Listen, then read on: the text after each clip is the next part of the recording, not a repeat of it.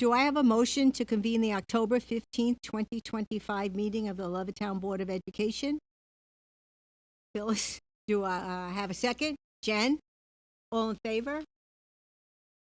6-0. Okay, at this time, do I have a motion? Well, we did that already. Do I have a motion to move into executive session for the purpose of discussing negotiations with the CSEA bargaining unit, matters involving the employment history of a particular persons, matters that would impact public safety, and to seek advice from district council? Do I have a motion? Mike, do I have a second? Mary Ann? All in favor? 6-0. We will return at 7 p.m. for the audit meeting. Please note that we'll recite the Pledge of Allegiance when we return to open the audit meeting.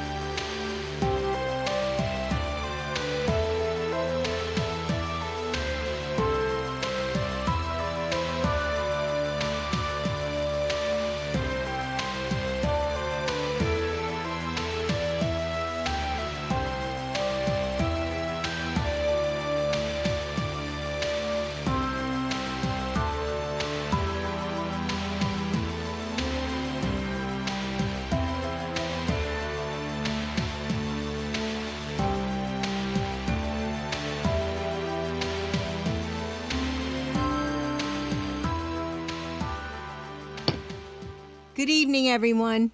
I would like to welcome you to the audit meeting of the Levittown Board of Education. May I have a motion to reconvene the meeting? Jimmy, may I have a second? Phyllis? All in favor? 6-0. Okay. Tonight, we have a special guest joining us for the Pledge of Allegiance. Please welcome Brandon Lane, student from MacArthur High School. Please rise for the Pledge of Allegiance.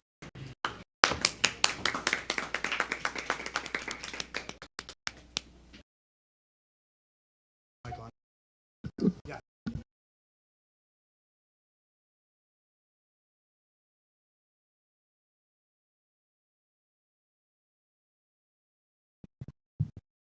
All right, please rise. Place your right hand over your heart. Repeat after me. I pledge allegiance to the flag of the United States of America and to the republic for which it stands, one nation, under God, indivisible, with liberty and justice for all. Thank you.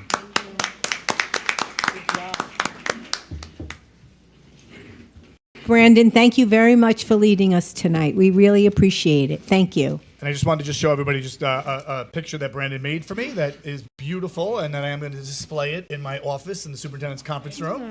All right. Thank you so much, Brandon. Oh, look how excited he is.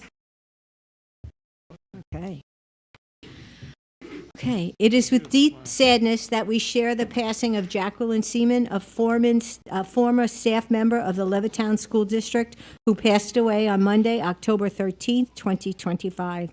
Jacqueline began her career in Levittown in 1974 as a part-time teacher aide and went on to serve as a special education teacher at MacArthur High School, assistant director of special education, and later director of pupil services until her retirement in 2001. Throughout her 27 years of service, she was known for her dedications to students, professionalism, and genuine care for others. We extend our heartfelt condolences to Jacqueline's family and friends. At this time, may I please have a moment of silence for Ms. Seaman, as well for all those serving our country at home and abroad.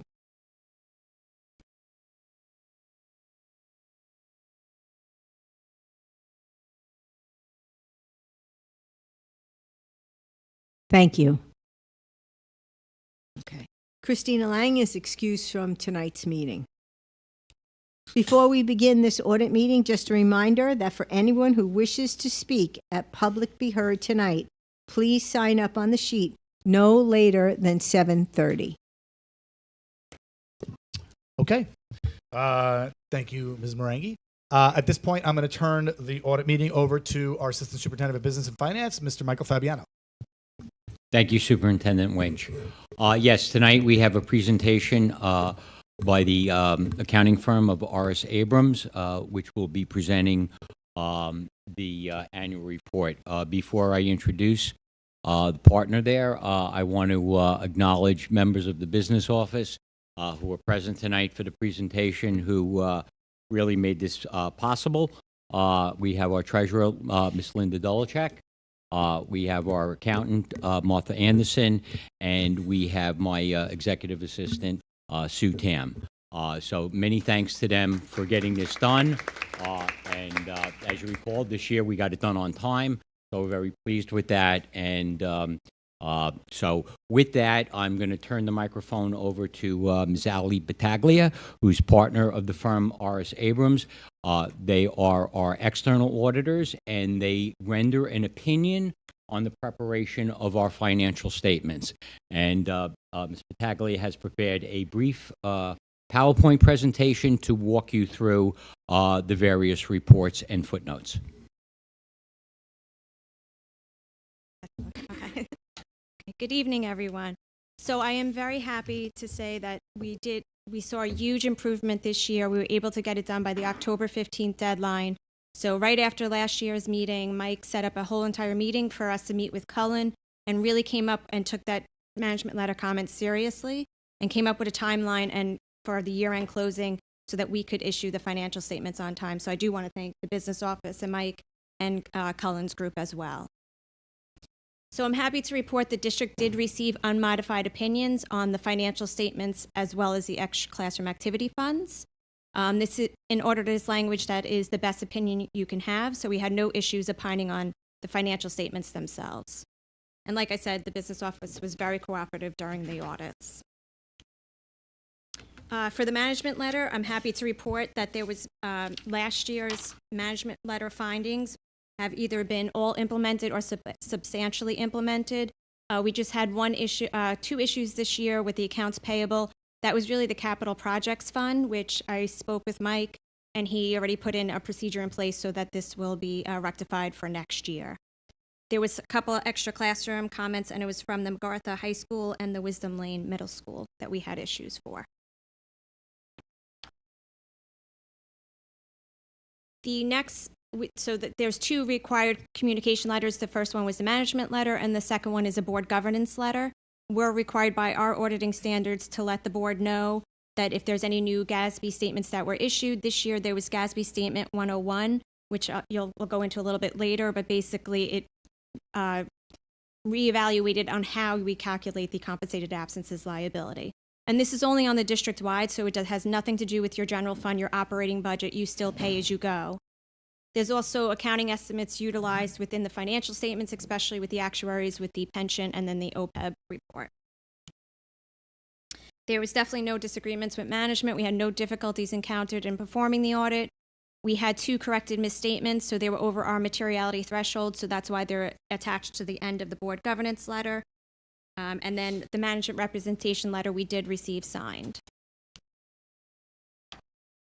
So this is the financial highlights. This is really where you want to hone in on is the general fund. So this is your reserves. So your workers' comp and unemployment reserve, you had interest allocated to those reserves. The retirement contribution reserve for the TRS and the ERS. The TRS is limited by law to 2% of the prior year's salaries. The employee retirement system does not have a maximum, but usually we see anywhere from 3 to 5 years. You're just a little over 3 years, so you're at a good threshold for that. And then the employee benefit accrued liabilities at 132. Your compensated absences liability before Comp 101, because the second piece of Comp 101, you cannot use your EBLR reserve, and it's at 160,000. So you're close to that reserve being fully funded. The capital, that's voter approval. So you did utilize this year. You got the approval for the 18 million. So you did withdraw from your capital reserve to send over to your capital projects fund. The appropriated fund balance was the same as last year. You kept it the same at the 9.9 million. The unappropriated was at 5.4 million. That's your open purchase orders that you had commitments for that will be rolled over into the next school year. And then the unassigned is at 10.9 million, which is at 4%. You're not allowed to exceed 4% of next year's budget, so you're exactly at the 4% mark. And then this just shows you that the capital fund also did increase due to that voter approval, because you did send over the 22 million. So the 4 million was the use of the unassigned, and then the 18 million was the voter approval of the capital reserve. School lunch fund did decrease overall. And then these are the fund balance, restricted fund balance, your reserve. So you started with 44.3. You utilized 20,950,000, so 18 million out of the capital reserve, and then the 2.9 out of the ERS reserve. You allocated interest of 4.9 million, and then you were able to replenish some of those funds. So you funded by 1.7 million to come to 30 million, 1.1. This is just a nice roll forward, so you could see how you started the year and then how you wound up at the end of the year. So overall, it wasn't too much of a change. It was 10.4 million that you opened up. Your fund balance appropriated for your the capital, the 4 million. The revenues over budget was 8.5 million, and that was mainly in the use of property, your interest earnings, and your state sources line. The expenditures, other financing uses, encumbrances under budget of 12.5 million was mainly in your central services, special ed, and employee benefits. And then comparing that 12.5 to your total budget, you're at 4.4%, which usually we see anywhere from 3 to 5%. So I think that's a good mark to be in. You allocated the reserves, the 6.7 in the charts from above, and then you appropriated the 9.9, and then you wound up with your 10.9 million.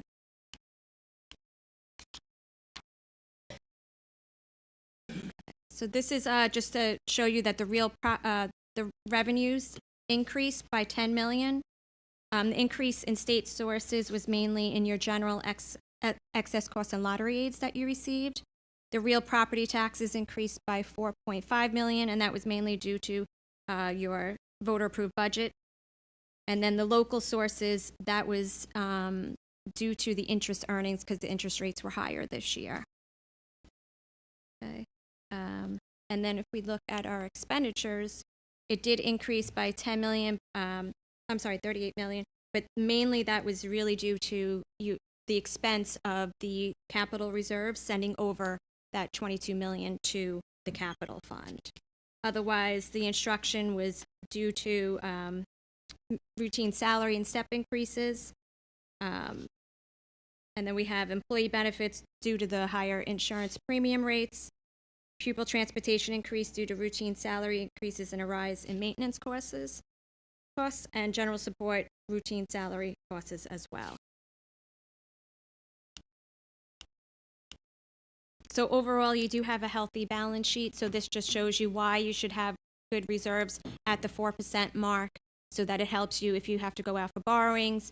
It helps reduce the interest costs. It helps state aid shortfalls. So just having those reserves in place. And then we did, like I said, we had GASB 101. So what this did was it takes your regular way how we normally did it was taking your contracts, employment contracts, and seeing who applied and having see what they would be paid out at if they're retired. What 101 does, it comes up with a usage calculation. So we have to look at the other bargaining units, come up with a probability that what they're going to take out in the future and use that rate.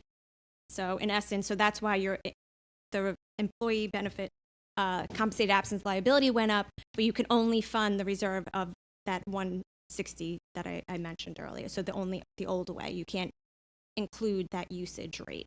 So, and like I said, this is just for district wide, so they're just trying to come up with a long-term liability. Next year, GASB's keeping us busy, so we have number 103. I think this one is gonna be good for transparency, and I think it's, as board members, it will help you understand the financial statements.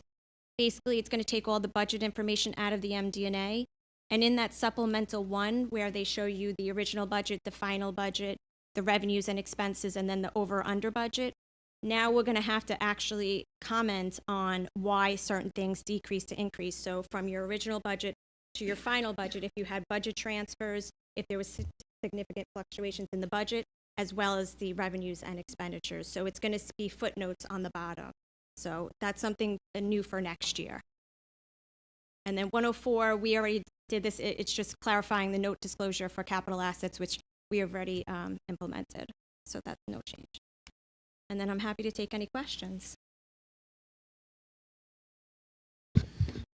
I don't Anybody really have have any a question here. questions? Oh, sorry. Mike? I'm sorry. I don't really have a question here, but I do want to say this is a very good report that we received this year. I'm very happy with it. I'm sure all the board members are as well. There were times when, back in the day, EBLR account had over $30 million of it, and you weren't allowed to take that money out because then we had no need for the absence of leave reserve. But by law, we couldn't take it out. We had this money festering in there. We did eventually get it out, and we used it for tax reduction, facility repair, upgrades across the entire district in our time. I'd like to see that, but like I said, I'm looking at this. We actually wrote some notes down here, but to paraphrase it, we reduced our financial deficit. We maintained strong funding. That's great news for the families, our staff, everything in the building, everyone associated with the schools, taxpayers. Our net position increased by over 10%. Total assets, that's the total assets minus liabilities, of course. Very happy with everything in here. And thank you to our business office, and thank you for the board for supporting these things and putting policies forward that actually move the district into put us in a very good position. Yeah, I just wanted to mention that I know that over the years, there were many times where there were audit comments that were not addressed. The same ones year after year after year. Mm-hmm. And really, I want to say that starting with last year's audit report, like and the previous one, we cleaned up like so many of them. And obviously, it doesn't just happen by accident. That happens obviously from, our business department, both from Mr. Fabiano as well as all those who work for him, and as well as working in collaboration with our auditing firm. So just thank you for all those involved to be able to clean up a lot of the issues that we had. So thank you. Yeah. Thank you. I just wanted to say I've been on the board 15 years, and I really think this is the cleanest report that we ever received. And I'll defer to our historian over there, the oldest member of our team, Jimmy, and ask him for a comment. He knows. Only in tenure, that's correct. Not in age, only in tenure. All But right, I be do agree quiet. with my colleagues that this is the cleanest report that I've seen in my 27 years. Thank you. Awesome. Okay, thank you, Mr. Fabiano, and to your office and to the auditing team. We are very, very grateful for all the hard work and the precise work that you do. So thank you. No, thank you. Can I add one more thing, please? I do see that transportation was one of our biggest increases, and we are trying to work on this to retake transportation, not contracted out, have it done in-house. I'm sorry, can you guys hear me? I have a sore throat, so. But if we can bring this back, we can bring that cost down, and tremendously. We do it better than anybody. Yeah, and that's our goal. Our goal is to continue to work to build our bus driver fleet and our bus attendant fleet, which we, or our staff, which we continue to do. It's been a struggle, but we're hoping that with our CSEA negotiations, I see President McNulty out there, that we believe we're making some good headway to be able to increase those ranks. So yes, I agree. Nothing like having your own transportation department, honestly. Yes. Any other questions? No? Okay, let's clap. Thank you. Okay. Okay. May I have a motion to you. adjourn the audit meeting? You don't have to Jen, do I have a second? worry. Phyllis, all in favor? I'll email in the Mike? 6-0, thank you. Thank you. Okay. That concludes our audit meeting. I think, should we just wait till 7:30 or should we just roll it on? I guess we can start, and then you could just leave Okay. the form out there until 7:30. Yeah. It says immediately follow. Okie dokie. Do I have a motion to convene the October 15, 2025 regular meeting of the Levittown Board of Education? Mary Ann, do I have a second? Jen? All in favor? 6-0. Thank you. And this is just a reminder that if you do want to speak this evening, please sign the sheet up on the desk before 7:30. Okay, thank you. All right.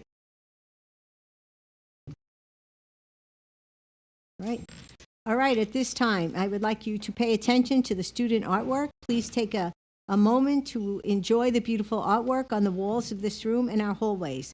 We are so thankful to the students and faculty at Northside Elementary School for sharing their talents with us. Thank you very much, Northside.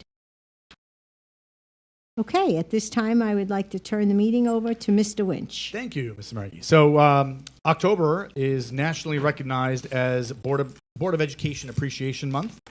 And tonight we pause to recognize and celebrate a group of extraordinary individuals who give so much of themselves in service to our students, our staff, and our community, our Levittown School District Board of Education. These 7 community members serve not for recognition or reward, as there is no compensation, but instead out of a deep commitment to public education and to the belief that every child deserves the opportunity to succeed. They are elected officials, but yet unpaid volunteers. They spend countless hours attending meetings, reviewing reports, visiting schools, and making thoughtful decisions that shape the educational experience for more than 7,000 Levittown students. Their work has an even broader impact, touching the lives of over 1,500 employees and 50,000 community residents. Their work requires not only time and knowledge, but also compassion, courage, and a steadfast dedication to doing what is best for children.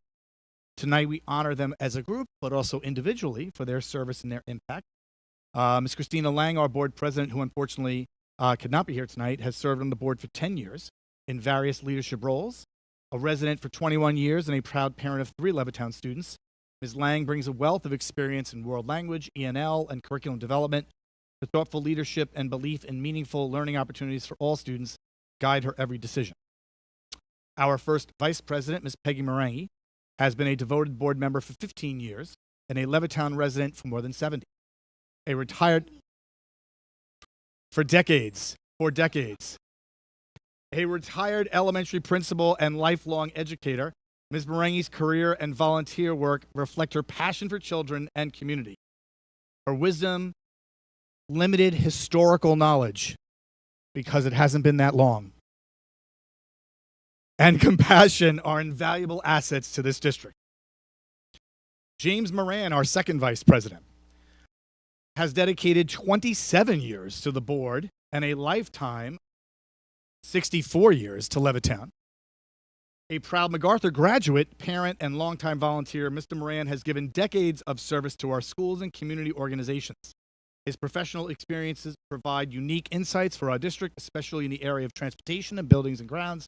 His voice always reflects care for our students, their families, and our employees.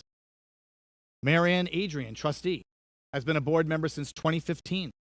A Division Avenue graduate and lifelong resident, Miss Adrian brings professional expertise and community leadership through her work with the Kiwanis Club as both a past president and now lieutenant governor for the South Central District. Her perspective is shaped by her deep roots and her belief in service and collaboration. Ms. Phyllis Dalton, trustee, joined the board in 2023, bringing 25 years of experience in education as a teacher, reading specialist, assistant principal, and principal. A Levittown resident for 40 years, Ms. Dalton's voice on the board reflects both her educational insight and her strong connection to our community. Jennifer Messina, trustee, is a special education teacher who has served in multiple leadership roles on the board, including president and vice president. A parent of 3 Levittown students, Ms. Messina's deep understanding of student learning needs and advocacy for inclusive practices enrich our district's work to support every child. Michael Pappas, trustee, has served on the board for 18 years and is a proud parent of Levittown graduate, a retired NYPD officer, community coach, and Kiwanis leader. Mr. Pappas brings both experience and heart to his role. His voice reflects a deep commitment to service and to the success of every Levittown student. Together, this team represents decades of dedication, thousands of volunteer hours, and a shared belief in our mission, success for every student. Their decisions affect every classroom, every program, and every opportunity our students receive. They celebrate our successes, wrestle with our challenges, and always keep our children at the center of their work. On behalf of our staff, our students, and our families, I want to express my heartfelt gratitude to each and every one of you. Thank you for your leadership, your integrity, and your commitment to building a brighter future for Levittown. Your service is a powerful reminder that public education thrives because of the people who care deeply enough to serve. We are truly grateful for all that you do. So please, everyone, join me in a well-deserved round of applause for our Board of Education.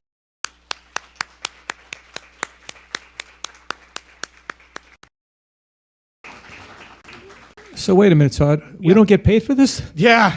After 18 years, you asked that question? All right. I thought my wife was taking the check. A lot more than that. Usually we are joined by some representatives of elected officials. I'm not sure if anybody's here from any elected office. I don't want to skip over them, but I wasn't sure. I didn't see anybody sign in, so no elected. But we did receive for the Board of Education some citations. One from Tom McKevitt from the Nassau County Legislature. So if you remember, they used to give individual ones. We've tried to tell them just give us one and we'll hang it. We don't need individual ones for everybody, right? Yeah. And then a second one is from Congressman Tom Swatsky. So we thank them. One certificate. Right. So we thank them for those citations. I would now like to call up representatives. I think I saw representatives from our PTA come on in the back there. I'm not sure whether they were here, if I saw them or not.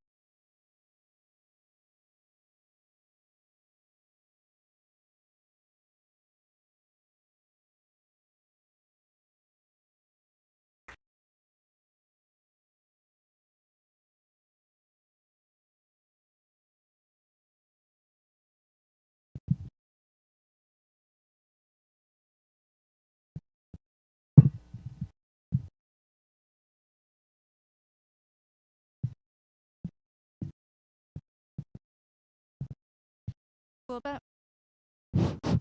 school board members make important decisions that shape our children's education, from policies and budgets to curriculum and leadership. Their work requires knowledge, dedication, and countless hours of personal time. On behalf of the Levittown Council of PTAs and all PTA units, we thank you for your service to the children of Levittown.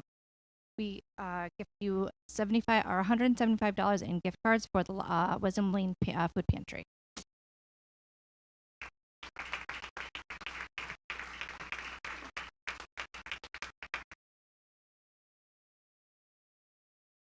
Thank you so much. We thank you as well, and we'll thank you further in March for all of your countless hours of dedication to our students as well. It's wonderful to partner with you. On behalf of our 3 bargaining units, ALSA, CSEA, and LUT, and I do see their presidents here, so if you could just kind of wave when I mention your name. Charlie McNulty from CSEA. Yep. John Avina from ALSA, our administrative unit. And Mr. John Caulfield from LUT, the teachers.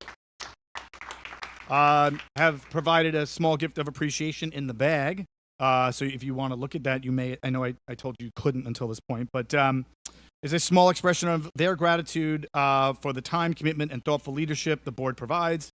The bargaining units especially appreciate ongoing efforts to foster open communication, mutual respect, and strong employee relations throughout the district at all times. So many thanks to our 3 units for always working with us collaboratively to make sure that we're providing the best education for kids, and this is just a small token of appreciation on their behalf. So thank you.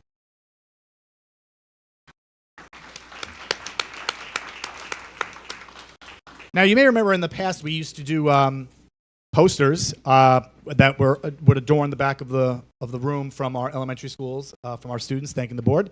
I think we decided to try and change things up this year. So at this point, I'm just going to turn this over to Dr. Zirianis for the elementary presentation.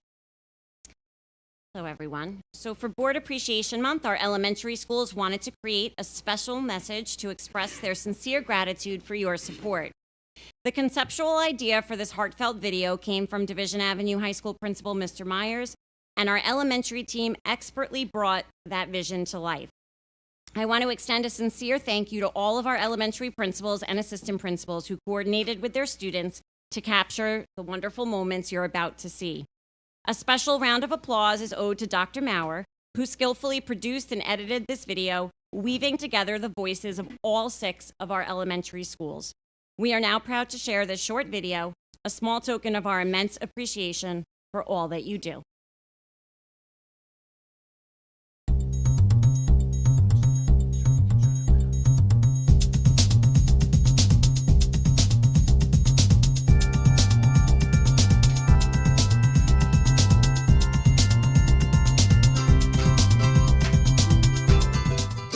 For Board Appreciation Month, we wanted to show you just how much your support means to us. So we asked the experts, our amazing students, to tell you themselves. Get ready for some thank yous. Here at Avenue Lane,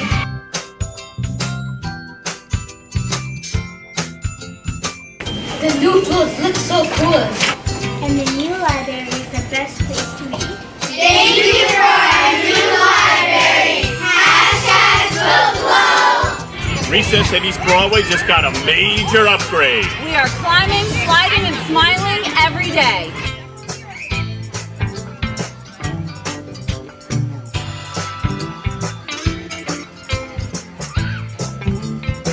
This is awesome! This is so much fun! Thank you for our new playground. And the fun continues at Lee Road. The new playground is the talk of the town, and we could not be more grateful.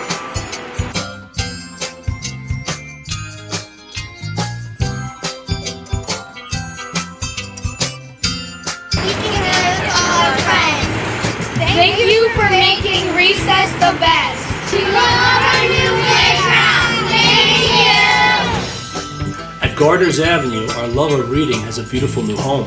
Our library updates have made it the perfect place to explore new worlds.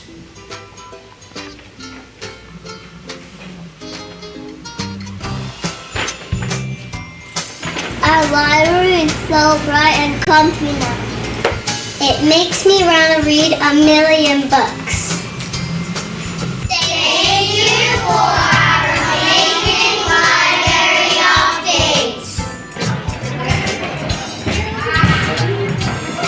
We are here in our new gymnasium thanks to you. Thanks to your generosity for our gym. It has officially floored us in the best way possible. The upgrades you've given us are more than just shiny surfaces and screens. They are a huge boost to our school's spirit, fitness, and fun. The new gym was so shiny. I saw the reflection and waved at myself. It's like being jumping jacks in a twin. And don't get us started on the new TV in the gym. We've been screaming with excitement. Now we can watch workout videos, fun announcements, and even learn cool new moves like the pros. So from the bottom of our hearts and the bottom of our sneakers, thank you. Thank you for helping us bounce higher, run faster, and learn better. You have made a real difference.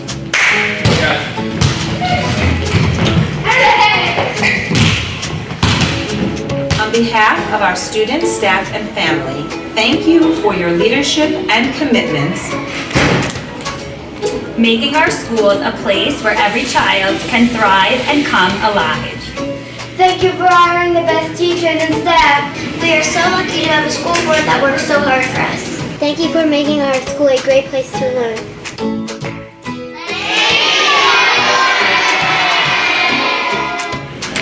your dedication and support.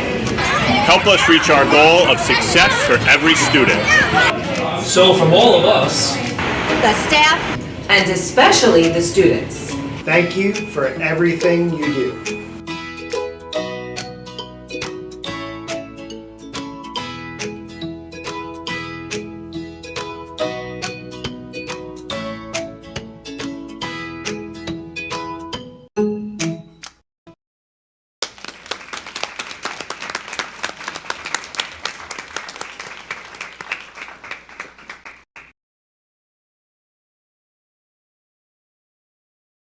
That was phenomenal. So thank you so much, Dr. Z, and for Dr. Maurer, and for all of our principals at the elementary level and assistant principals for helping to put that together. That really was great. So thank you. And an addition I would like to add from the Board of Education, thank you so much. You make our job here very enjoyable, fruitful, and certainly rewarding. And I'd like to take this time to thank from the Board of Education all our administrators, our teachers, our staff, and our students. Because without all of you, we wouldn't be where we are today. So thank you so much. So now I'd like to welcome up Salk Middle School Principal John Zampaglione. You can invite up whoever else you want. So Mr. Ravina from Wisdom as well.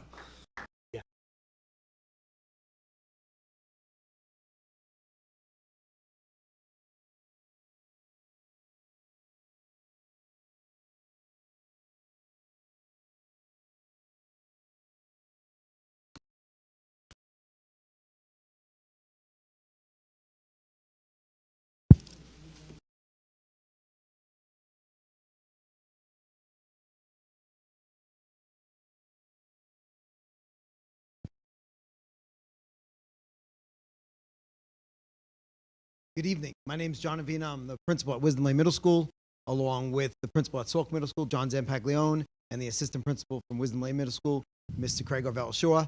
We'd also like to thank the advisor of the National Junior Honor Society at Salk Middle School, Victoria Giantempo, and then also the two GO advisors at Wisdom Lane Middle School, Ms. Dawn Corella and Ms. Lorelei Halverson. Okay.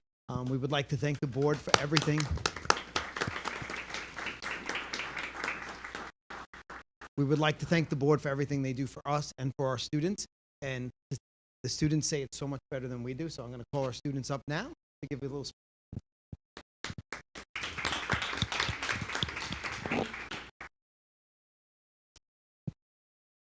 Good evening. My name is Thomas Santosis Jr., and I am this year's president of the National Junior Honor Society at Salk Middle School.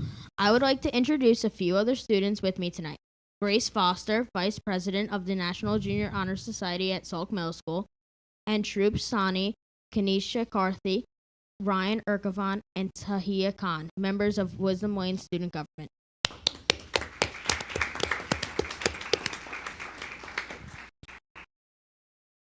Behalf of Salk Middle School and Wisdom Lane Middle School, we would like to recognize and thank the Board of Education for supporting our students and our education.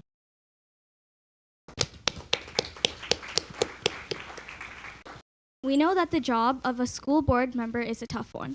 Thank you for long hours that you spend in meetings and on committees, helping schools and pushing for policy and programs.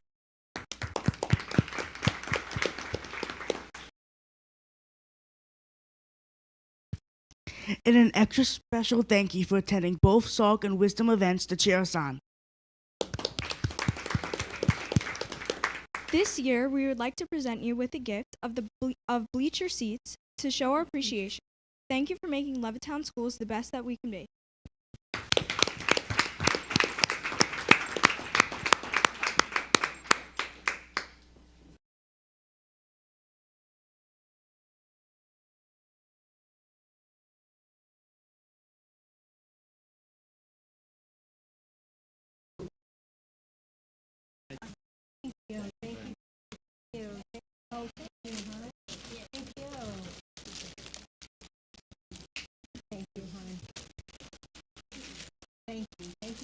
Thank you.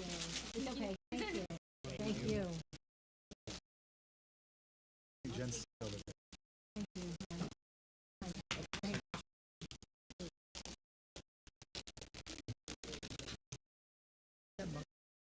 Board member Mo? Christina. Yeah, right? Yeah. Can you hand me that? I'm gonna swap with yours. And that way Marion's gonna take Jen's stuff. She's sick. Oh, I don't have my phone out there. Yes, that's yeah, take all that. Whose is this? Oh, that's mine. Take all that.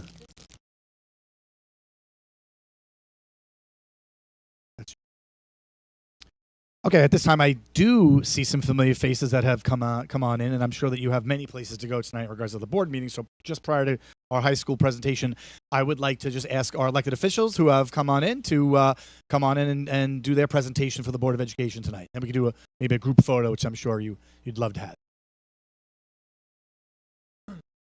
Yeah, hi. In case you don't know me, I'm Dennis Dunn, town councilman, and I'm here with a wonderful citation from graduates from the Levittown School District. Myself, Division Avenue, and then after me came Kate Murray from this school right here. This was the high school. And then the last one to come in, but probably the best, John Perret, our supervisor. We have a beautiful citation for the entire school board. Usually we bring individuals and give to each one of you. So if you want them, we'll bring them over. But right now, you all do such an incredible job. And you know, I just love this school district.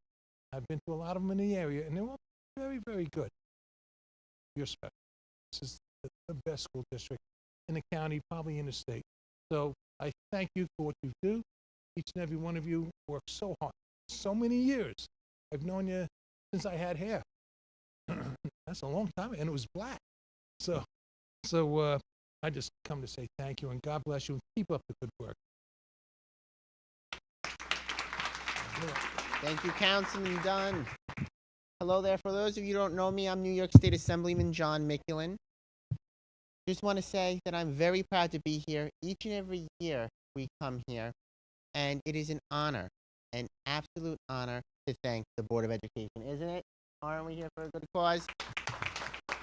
And let me tell you something, from somebody who first started out on the Island Trees Library Board, I know the volunteerism and the dedication it takes to do this type of job, because it is not easy. You don't get paid, and you come here every single day to serve the population. So thank you for what it is that you have done. Let's give them a big round of applause. I'd like to also thank the administration here, the students, the faculty, and all the parents who make this school district such a success. Thank you to each and every one of you, and God bless. And on behalf of the New York State Assembly, I too have a citation. Thank you, Assemblyman. Good evening, everyone. My name is Kayla Knight, and I'm here on behalf of County Executive Bruce Blakeman, as well as State Senator Steve Rhodes. And while I'm here on behalf of two people, I promise I'll speak only once. I just want to extend my gratitude and my basically congratulations for all the hard work that you do. It truly takes a village to ensure that our students have the necessary resources and support that they need to grow, to learn, and ultimately succeed. So thank you so much for all the hard work that you do. Greatly appreciated. And I look forward to seeing what happens this school year and all the success in the future. So thank you. Thank you so much. And can we do one group photo, or is that all right? So could the board members just come on in front of the table here for one photo?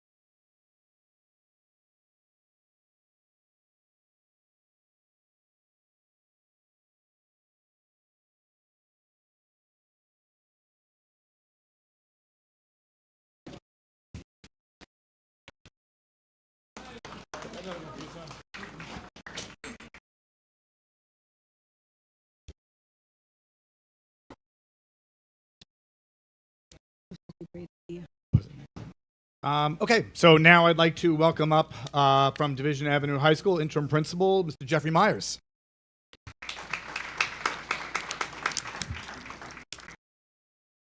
Oh, Mr. Sheen, you're coming up too?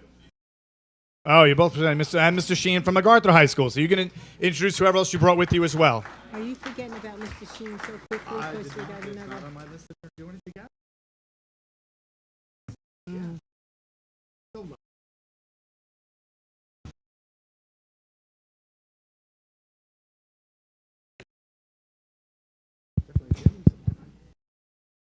Okay, good evening, ladies and gentlemen. On behalf of MacArthur High School, including my two assistant principals, Mr. Ryan, Mr. McElroy, as well as our senior class advisor, Ms. Rolson, as well as Division Avenue High School, including interim acting principal, Mr. Myers, as well as Dan Fazio and Mark Curtis, we would like to just extend our sincere appreciation for everything you have always done for us on a regular basis. Your steadfast support is greatly appreciated. But to really express the sentiments the right way, who better than our two senior class presidents, Anthony Ross and Manav Dubey.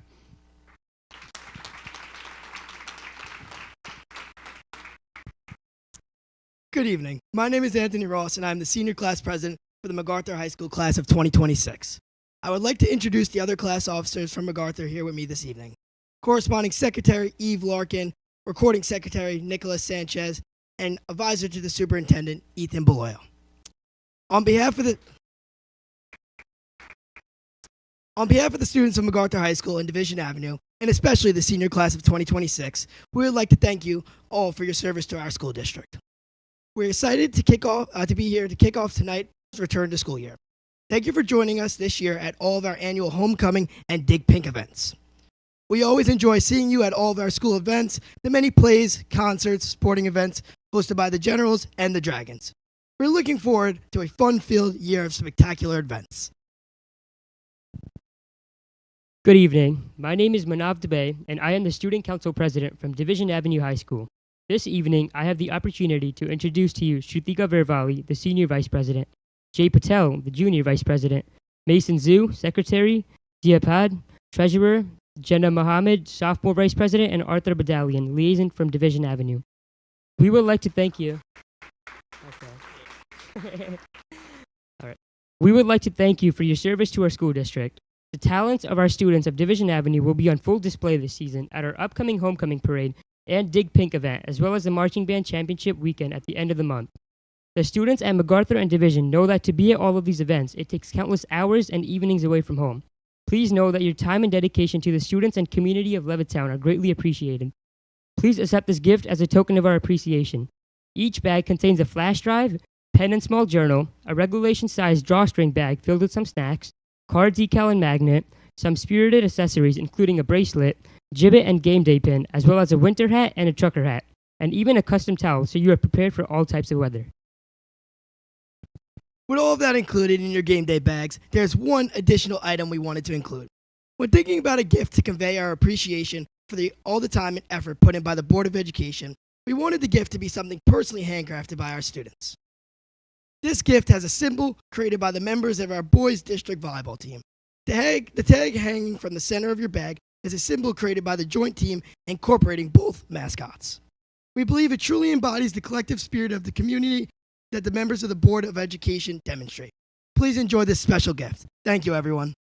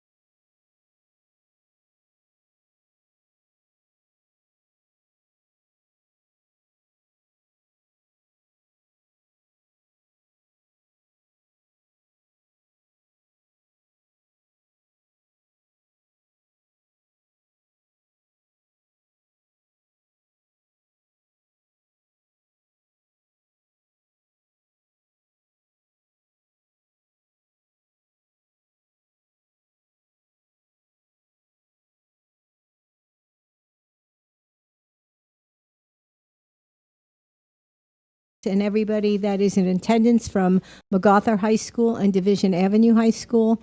It is really wonderful to see our high schools collaborating with each other. Collaboration is something that the board is a huge supporter of.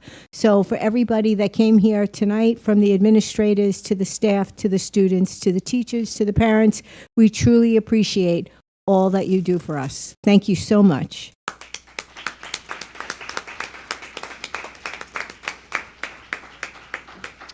And just from the central office team, just say once again a thank you to the students and to our faculty and staff for, like Ms. Marangi said, all that you do and everything you did to put together such a wonderful evening.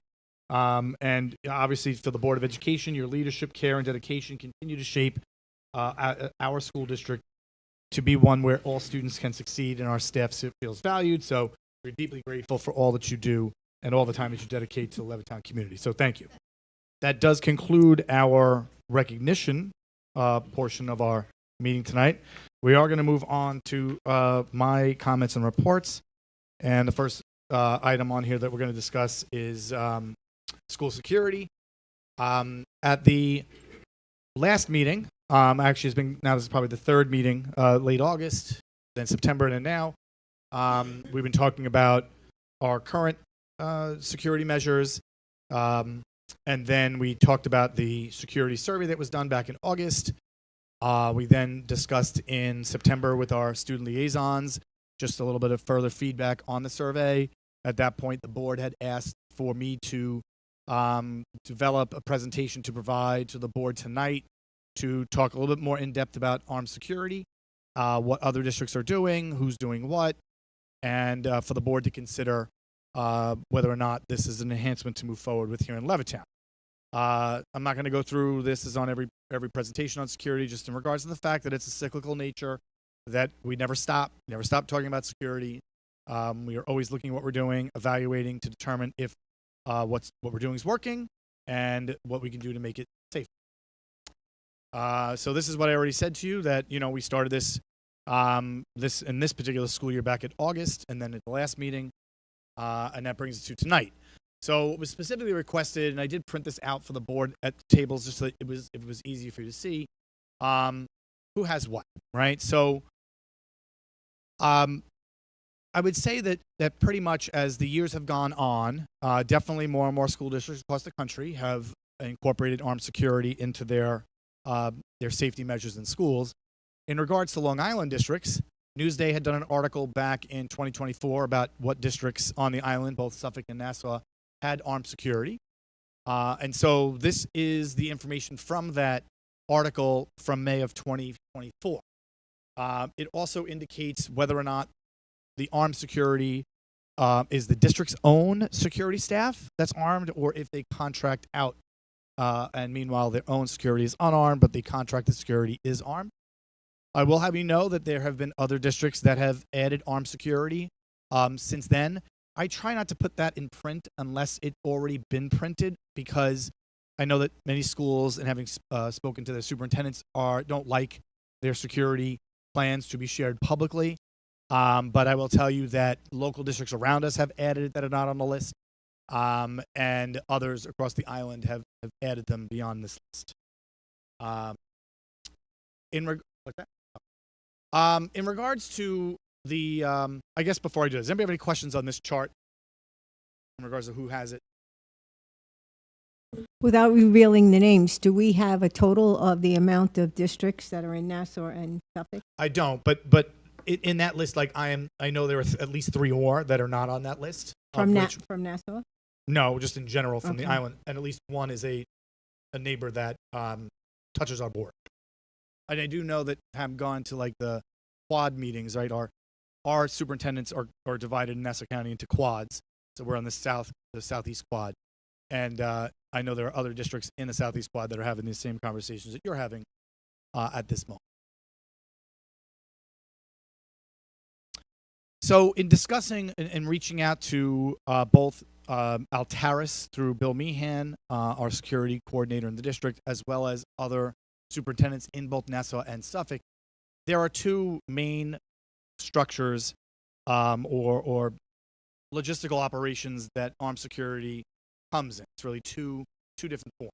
One, like I said before, is that a district will contract with a private vendor for armed security. Typically in that model, armed security remains outside the building at all times, usually in an unmarked car, and only enters the building in the case of a significant situation.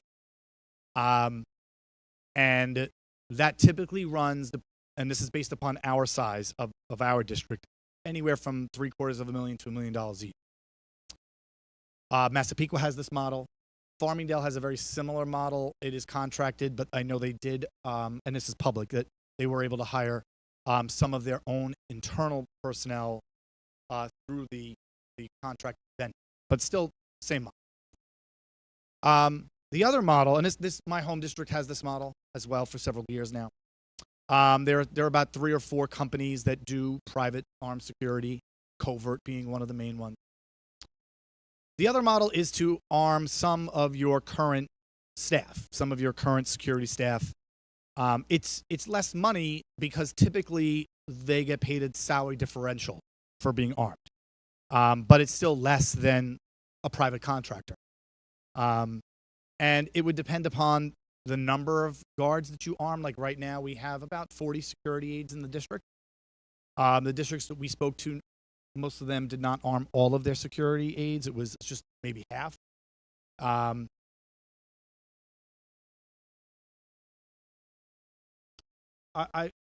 would say generally at least like 2 per building.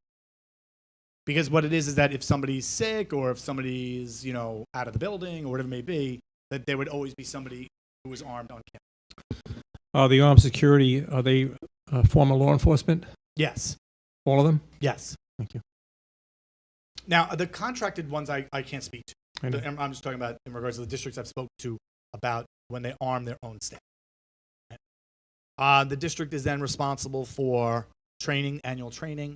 Armed security staff have to have a different license.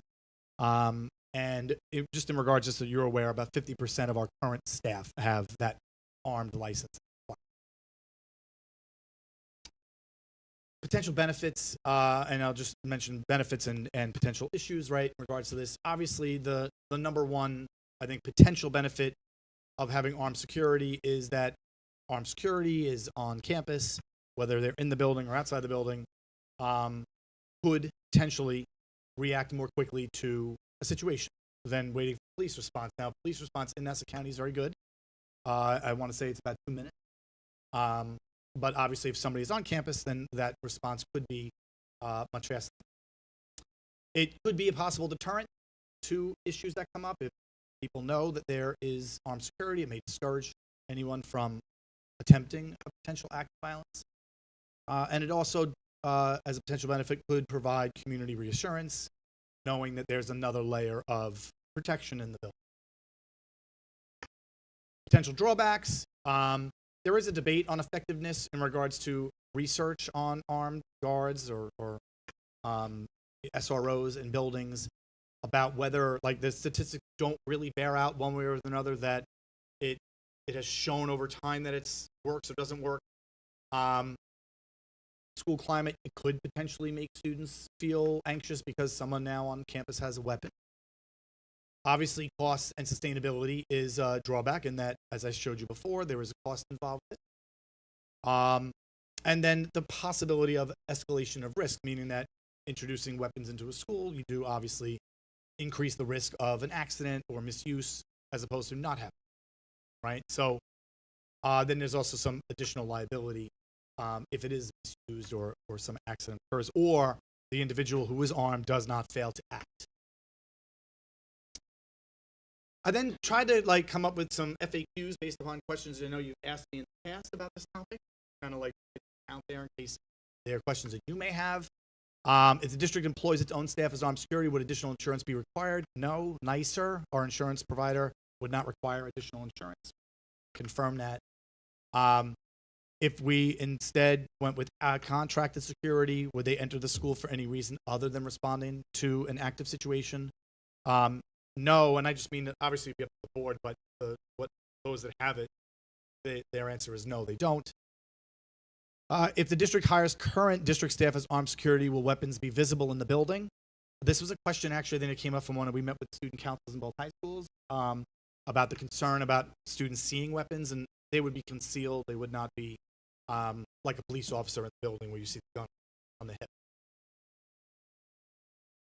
If the district employs its own staff as armed security, would all security staff be armed? That would be a Board of Education decision. In most districts, only certain staff members are armed. Obviously, there would have to be a screening process if the board chose to do this about who would be armed and who would not be armed. And would there be annual training? Yes. One of the districts that we spoke to actually had a membership at a local firing range in order to conduct the annual training. Would the district still maintain close collaboration with the Nassau County Police Department if it adds armed security? Absolutely. I will say, have a fantastic relationship with NCPD and with Altaris. Altaris has been a tremendous value add to the district since they came on board, and we work extremely closely with NCPD. As you know, both on this table as well as in the audience, we send out messages quite often about, when we have a security matter that we're dealing with, we're involving NCPD. That is our first call. So we would continue to do that. They work with us on our lockdown drills, on our security plans. Mr. Meehan kind of has them on speed dial. So we are very proud of our relationship with NCPD. What does the research show about the use of armed guards? Research on effectiveness is very limited. So there isn't any report I could show you one way or another that says this is what you do. If you just do this, then things will be okay. What percentage of schools, sorry about the missing S, have armed security? Nationwide, and once again, this is not something that is like heavily researched, so there's not necessarily the most up-to-date information right now, but nationwide, it was about 31% in 2005, which then rose to about 43% in 2016. While there isn't really a single source of information, estimates put that now close to 56% across the nation. So, like I said, the board had asked for me to provide this information in regards to discussing about this next option. You know that every year we talk about what are we doing next? What is the next thing that we're doing? I will tell you that as I do believe as time goes on, this will become an eventuality. I just don't see that issues across the country in regards to school violence is going away. If anything, so I think it's about the board discussing what the board's comfortable with in regards to what the next level of security enhancement is going to be. So at this point, I'll turn it over to Vice President. Okay, thank you, Mr. Winch. Thank you for the presentation. And among the board, I would like to hear from everybody that would like to speak, so please raise your hand to be acknowledged so everybody gets their time to speak. Marianne? Thank you. I do have a whole lot of questions, but I'll just start with the first two. So when you had on your frequently asked questions about if we decided to use our own security staff to arm, who would do that screening, and what do you screen for? And then also, what does the annual training look like? Is it just gun certification? Is it like active shooter drill training in a school setting? Like, how is that? Do you have that? What does that look like? Do you know, Mr. Meehan, I know you're back there, about what the annual training looks like? Or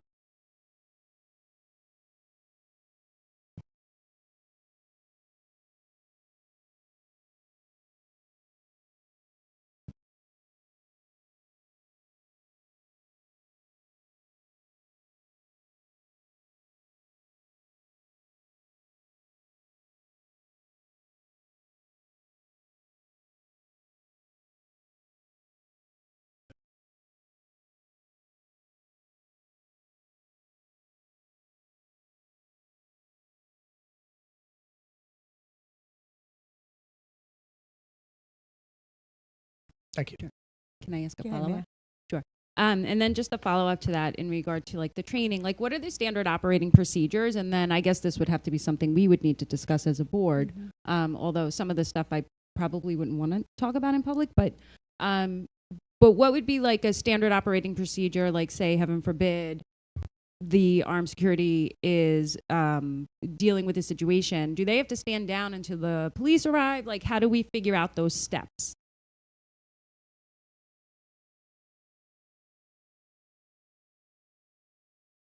In the state, I would definitely pick brain in the street.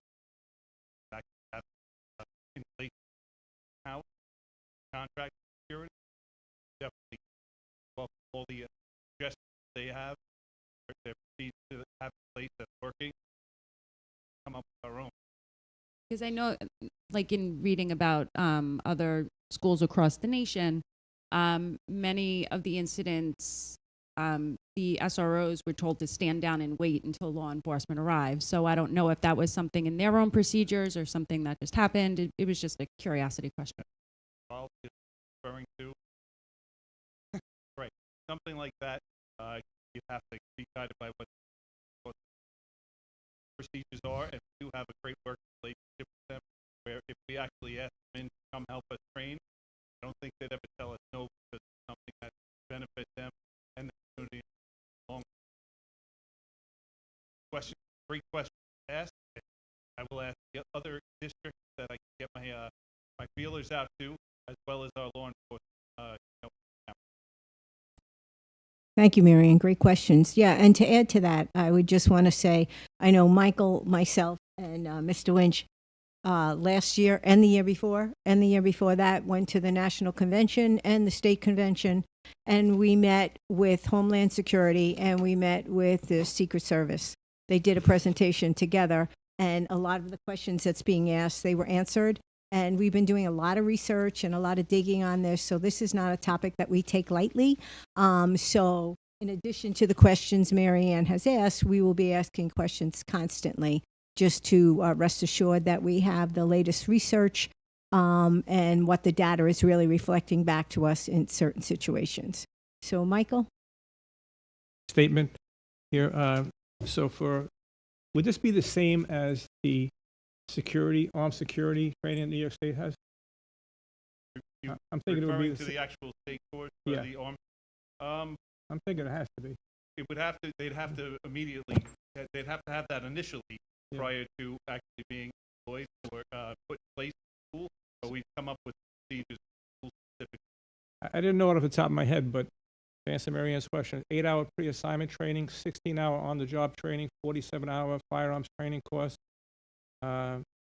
Course components include classroom instruction on the use of force and 40 hours of range training with weapons qualification, and it's annual requirements as well. 8-hour in-service training, 8-hour annual firearms training, 8-hour annual renewal. So the initial one is extensive, but each one, the components are 8 hours apiece. After I didn't know off the top of my head, so I'm sorry. Okay. I do have other questions. Go ahead, Mike. I'm sorry. My notes. Okay, so there are a lot of reasons. Anyone come with reasons for and against in this matter, but there are a lot of reasons for. One is enhanced security, rapid response to threats, a visible deterrence and known visible deterrence if people know that this building probably has armed guards in there. The officers that we have, plus the ones that go through the training, are taught de-escalation, and also to build a relationship with the students. So there's trust involved, so they could actually tell you, Mr. Smith, this guy might have a gun, but he's bragging about it at lunch, things like that. Also, former law enforcement, you never lose it, by the way, it's always in you. Any law enforcement in the audience, former? You're never going to lose that training. You look at things, you say, this doesn't look good. It doesn't mean it's not good, but it gives you the ability to, let me look a little further into this. It actually gives better response time, obviously. Psychological reassurance for a lot of people, students, staff. And like I said, the biggest thing is building relationships with the students in the building. And that's anywhere in policing, build a relationship with the community. The better relationship you have, the better job of policing you end up doing. There is anywhere in this world, there is AI that will pinpoint where a shot is fired. Spot shotter.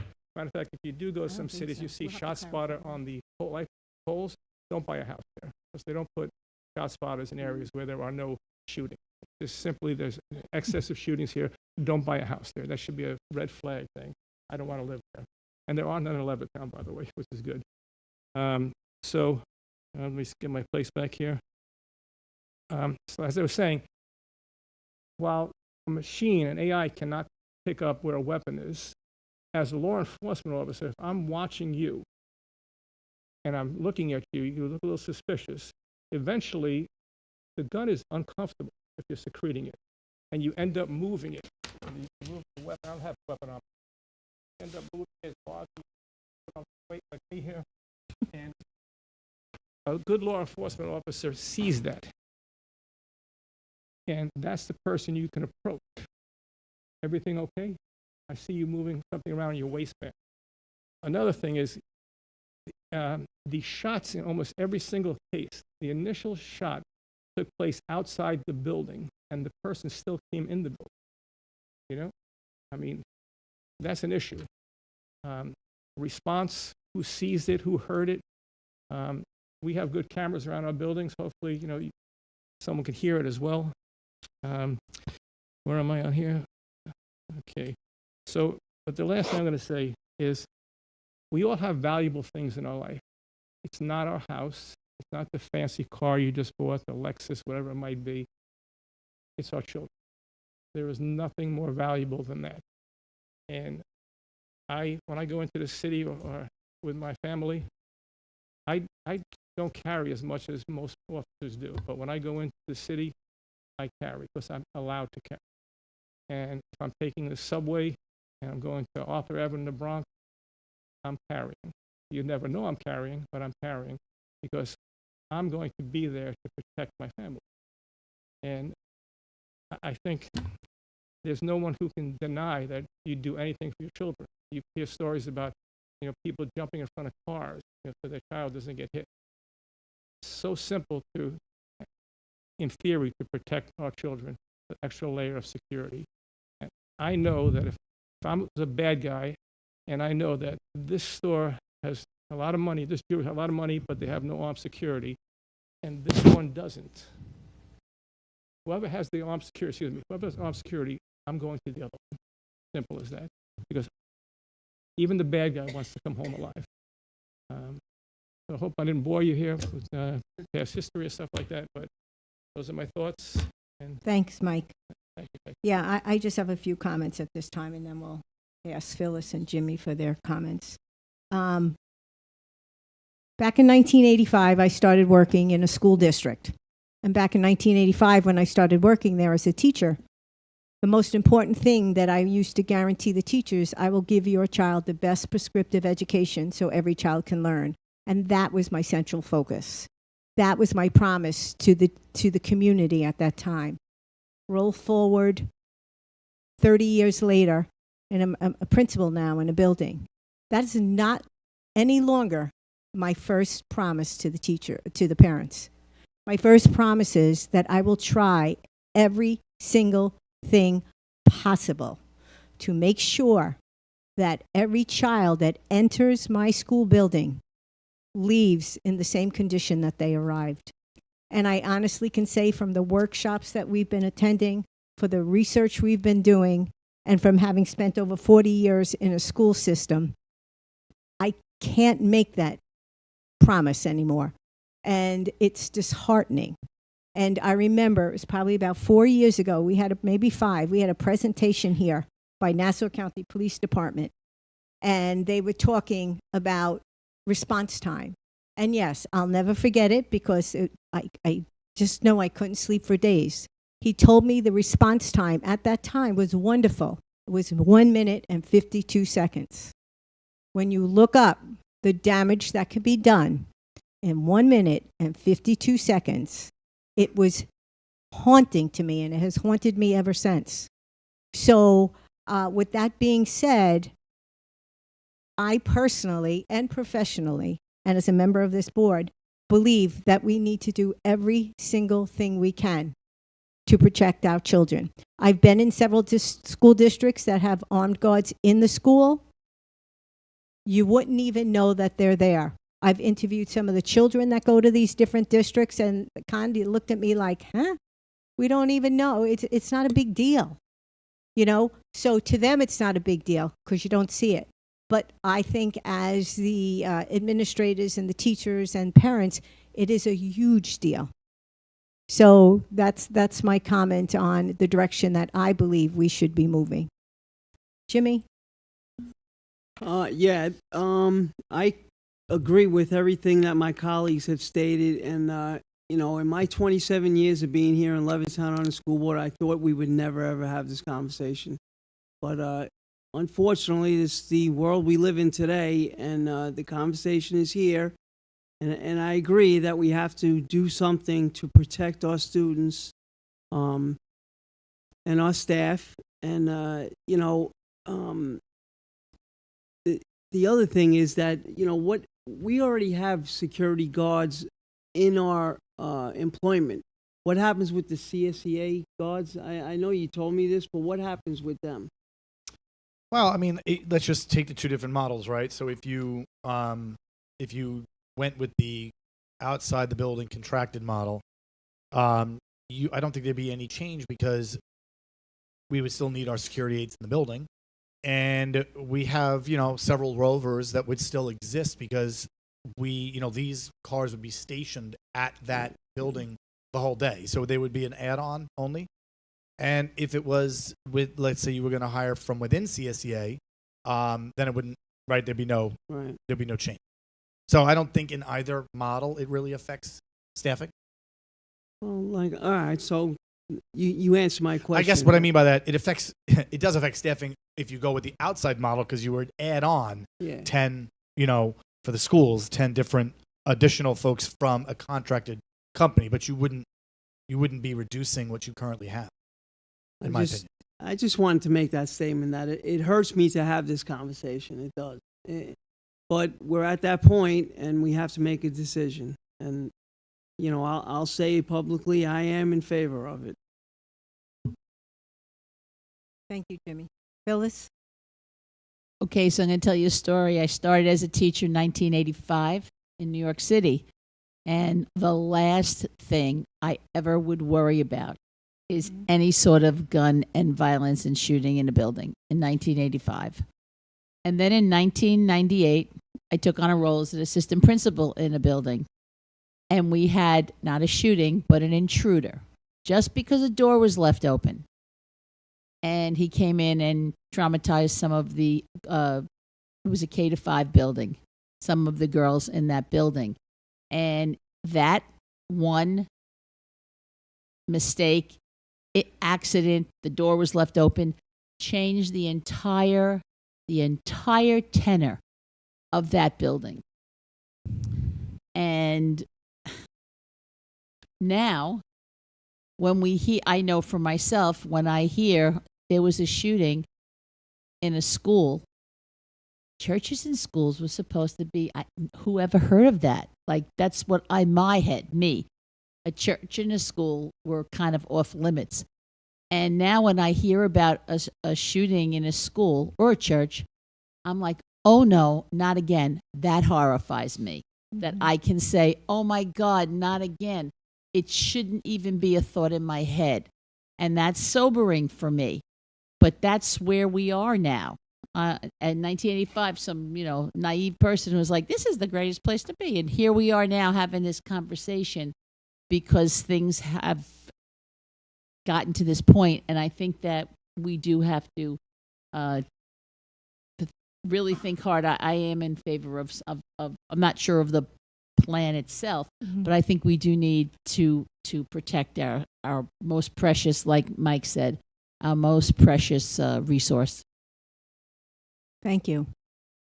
You want me to circle back? Any other comments, questions, Mike? Thank you. So we go to conventions in New York State and internationally, and educational purposes, and we bring back lots of good stuff.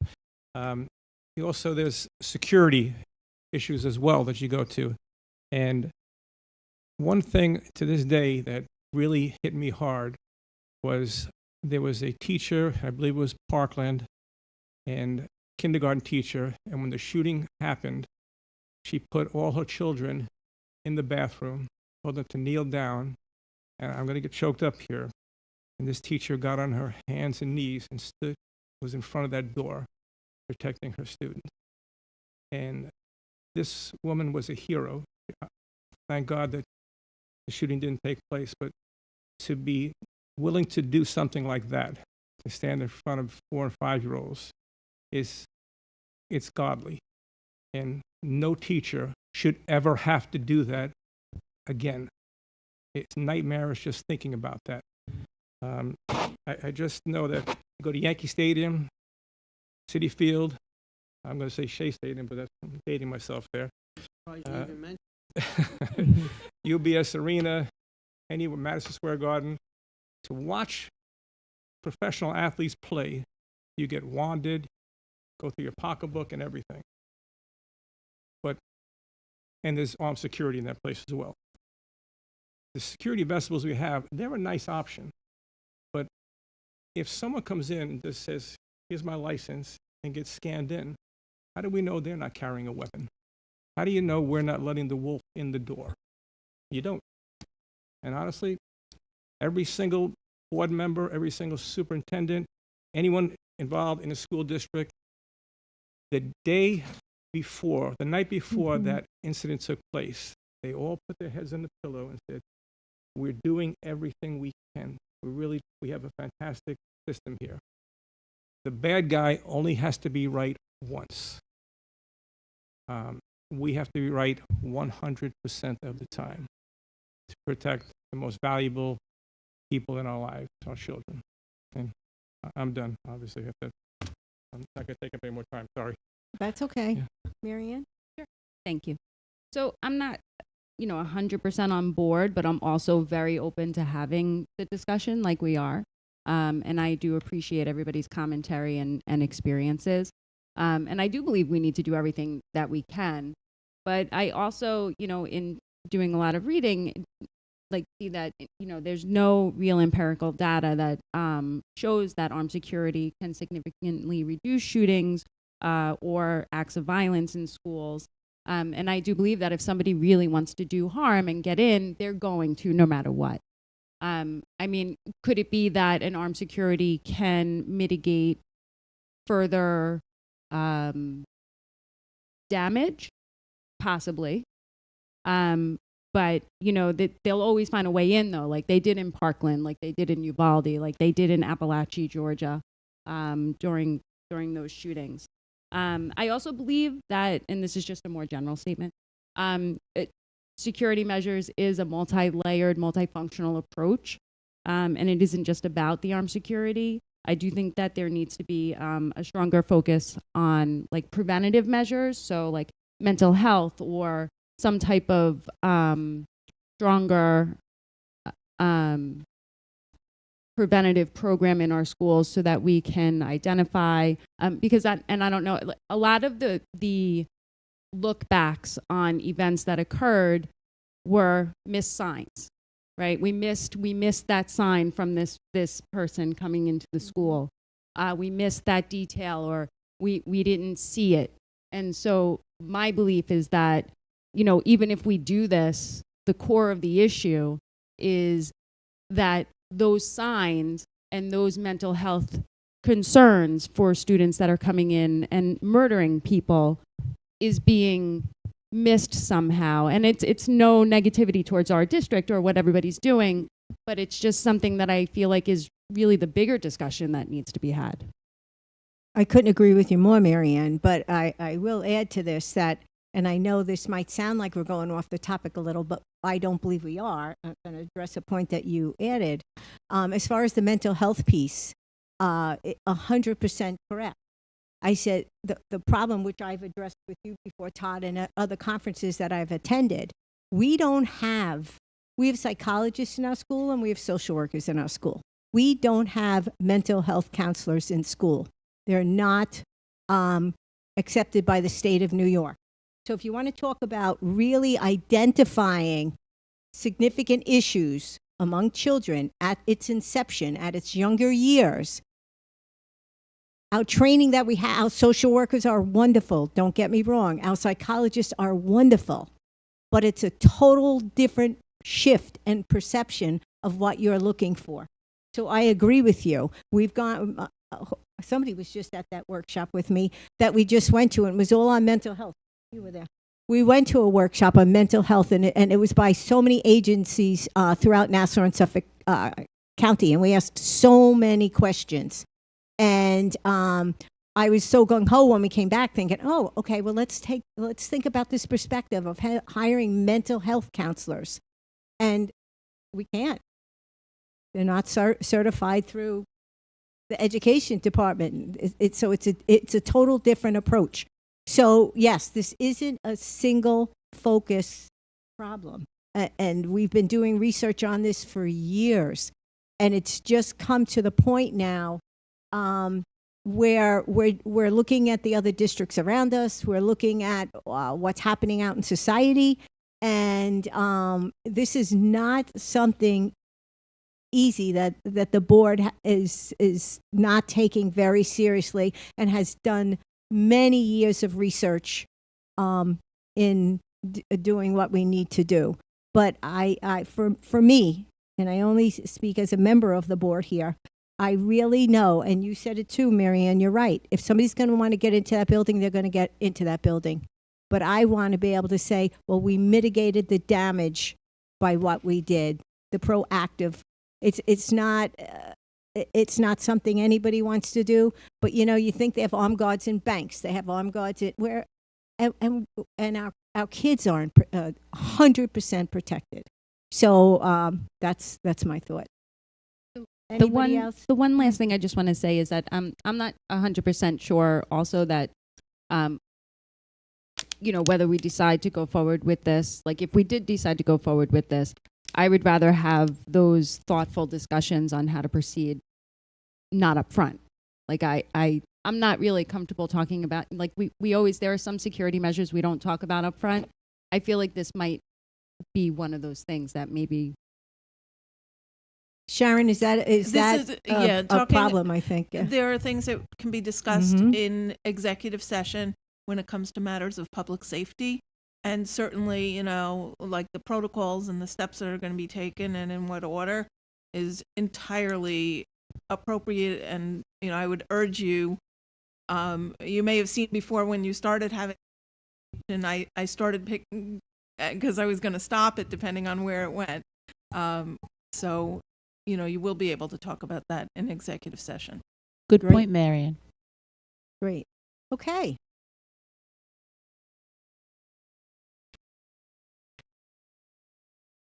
So, well, I mean, I just, obviously, the conversation's great, but I do think that if the board is interested in making a decision, I do think there has to be some consensus, right, Sharon, in regards to, like, where do we go moving forward? Like, is the board deciding that it's going to adopt armed security? Is it, like, what's the next step for the central administration? You would want to adopt a resolution. There are also some issues that we probably should talk about outside of public session. So then would it make sense to then, because just how it sounds from me, it sounds like there is a majority of the board that is interested in pursuing armed security. So would it be that we would look to put a resolution on the next meeting that then the board could have a final deliberation and then approve or not approve that night? Yes. I mean, if the board wanted, they could even add it tonight, but I think, it's fine for the next one. I actually think we should wait till the entire board is here to make a decision, even though it appears that there might be a consensus to go forward, but I think everyone should be able to weigh in. I agree that they should weigh in, but I really don't want to make this that the entire board has to be here. I think the entire board has to weigh in. And if we have the next meeting and people are not here again, it's not something that I would like to just keep dragging on. We've been dragging this on for years. So I don't think we should do a resolution tonight either. I'm just saying at the next meeting, if we put this on for exec session the next meeting and extend the session probably, I really do feel that we have to have that discussion again in executive session. But no, I'm not in favor of putting a resolution on for tonight either. No. Can you, Sarah, can you explain to the people in the audience what exec session, what we do in exec session under this issue? Thank you. This one you have. Okay, so executive session is where the board and the superintendent meet privately. It's part of the board meeting, but it's not open to the public. At the it's up to the board and the superintendent, but normally they also have, members of the central office staff and myself as district's counsel. And there are certain subjects that, pursuant to the New York State Open Meetings Law, are appropriate to be discussed in executive session. Things such as matters involving individual students or individual personnel matters, things that have to do with discipline, and matters that involve public safety, where you don't want to have a discussion in public and have a recorded meeting of, here's our strategy of, here's the step-by-step what we're going to do if there's an intruder, at building X. You don't want that stuff out there for obvious public safety reasons. So the board can meet in executive session. That's why the board does that normally before the main part of the meeting, but the board convenes in public session and makes a motion to go into executive session, which was done at 5:30 tonight. And then, we meet, we discuss the matters that are appropriate to be discussed in executive session that we won't discuss out here. And then we continue with, regular session. And the board can go into executive session at any point during meeting that they need to do so. Thank you for the clarification. Okay, so So just one last thing, because I just want to make sure I have this correct for the next meeting. So what I'm going to do then, similar to how we do items that are not part of the consent agenda, right? That we believe are going to lead to discussion and may or may not get approved. I will put a resolution on regarding armed security in the non-consent agenda, and that way for the next meeting, because I do think also it's important for the public to know that it's going to be discussed. And as much as we do send it out on social media, we do post the entire agenda the weekend before. At least people would then know that if they, and the 29th meeting happens to be a regular meeting. We don't typically have 2 regular meetings in October or in any month. It just happens to turn up because of our audit. We weren't sure if we'd be ready tonight. So there would be a regular public be heard at that meeting as well. And at least people could have an opportunity to come out and speak if they so choose. Okay. Pretty good with- Yep. Okay. All right. And, yep. Okay, I think I'm still on. Okay, thank you. That was a great conversation. I will say, have a lot of those this year, which is wonderful to see. So I just want to then go on to some lighter things. The first thing is some changes to our Board of Education website. You may remember that the board had requested some changes to the Board of Ed website that had some more information about board members for the community to see. And so I'm just going to turn this over right now to Dr. Z, who's going to just kind of walk you through what we've done so far. Excellent. I'll just wait a moment, Derek. Thank you. We'll pull it up. So you remember at the last meeting, we began to show you an overview. It was before any of the board bios, et cetera, were on there. So in the last couple of weeks, I want to thank all of you for working with me to help to craft your bios. We really tried to make sure we were able to highlight all of your experience, commitment to the community, and even what you enjoy in your personal time. But we're wonderful to see all the updates, even our 2 student liaisons. So thank you. We were able to add them to our page as well. Derek, would you also be able to show like the landing page? This is when everyone clicks in and is able to see that, but our new, just go to the BOE, more BOE resources. Thank you.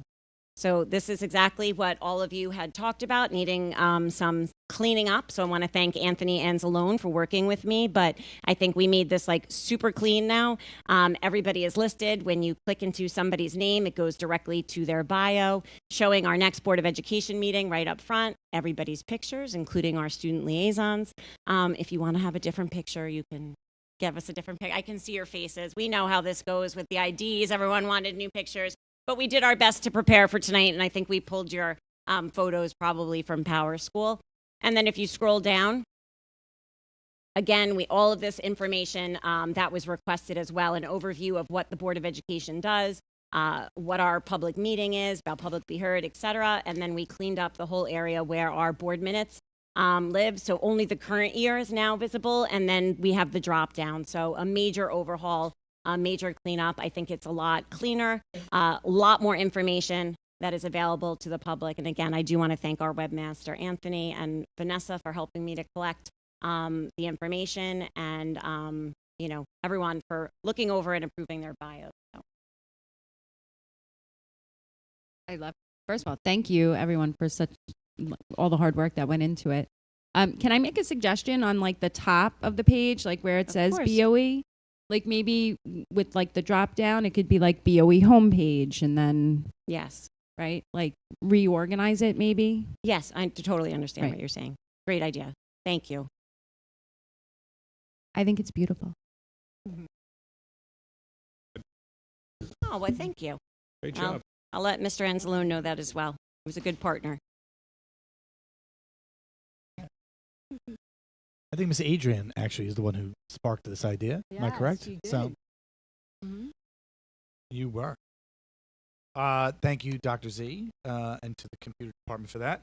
The last thing I'm just going to mention in regards to my comments and reports is I shared with the board, we're working on some branding for the district to kind of get a little bit of our information out there about all the wonderful things that go on in our school district. And so we worked with Syntax Public Relations on a one-page snapshot, basically, of district successes, because every meeting I'm telling you about some other award that we're winning or something else.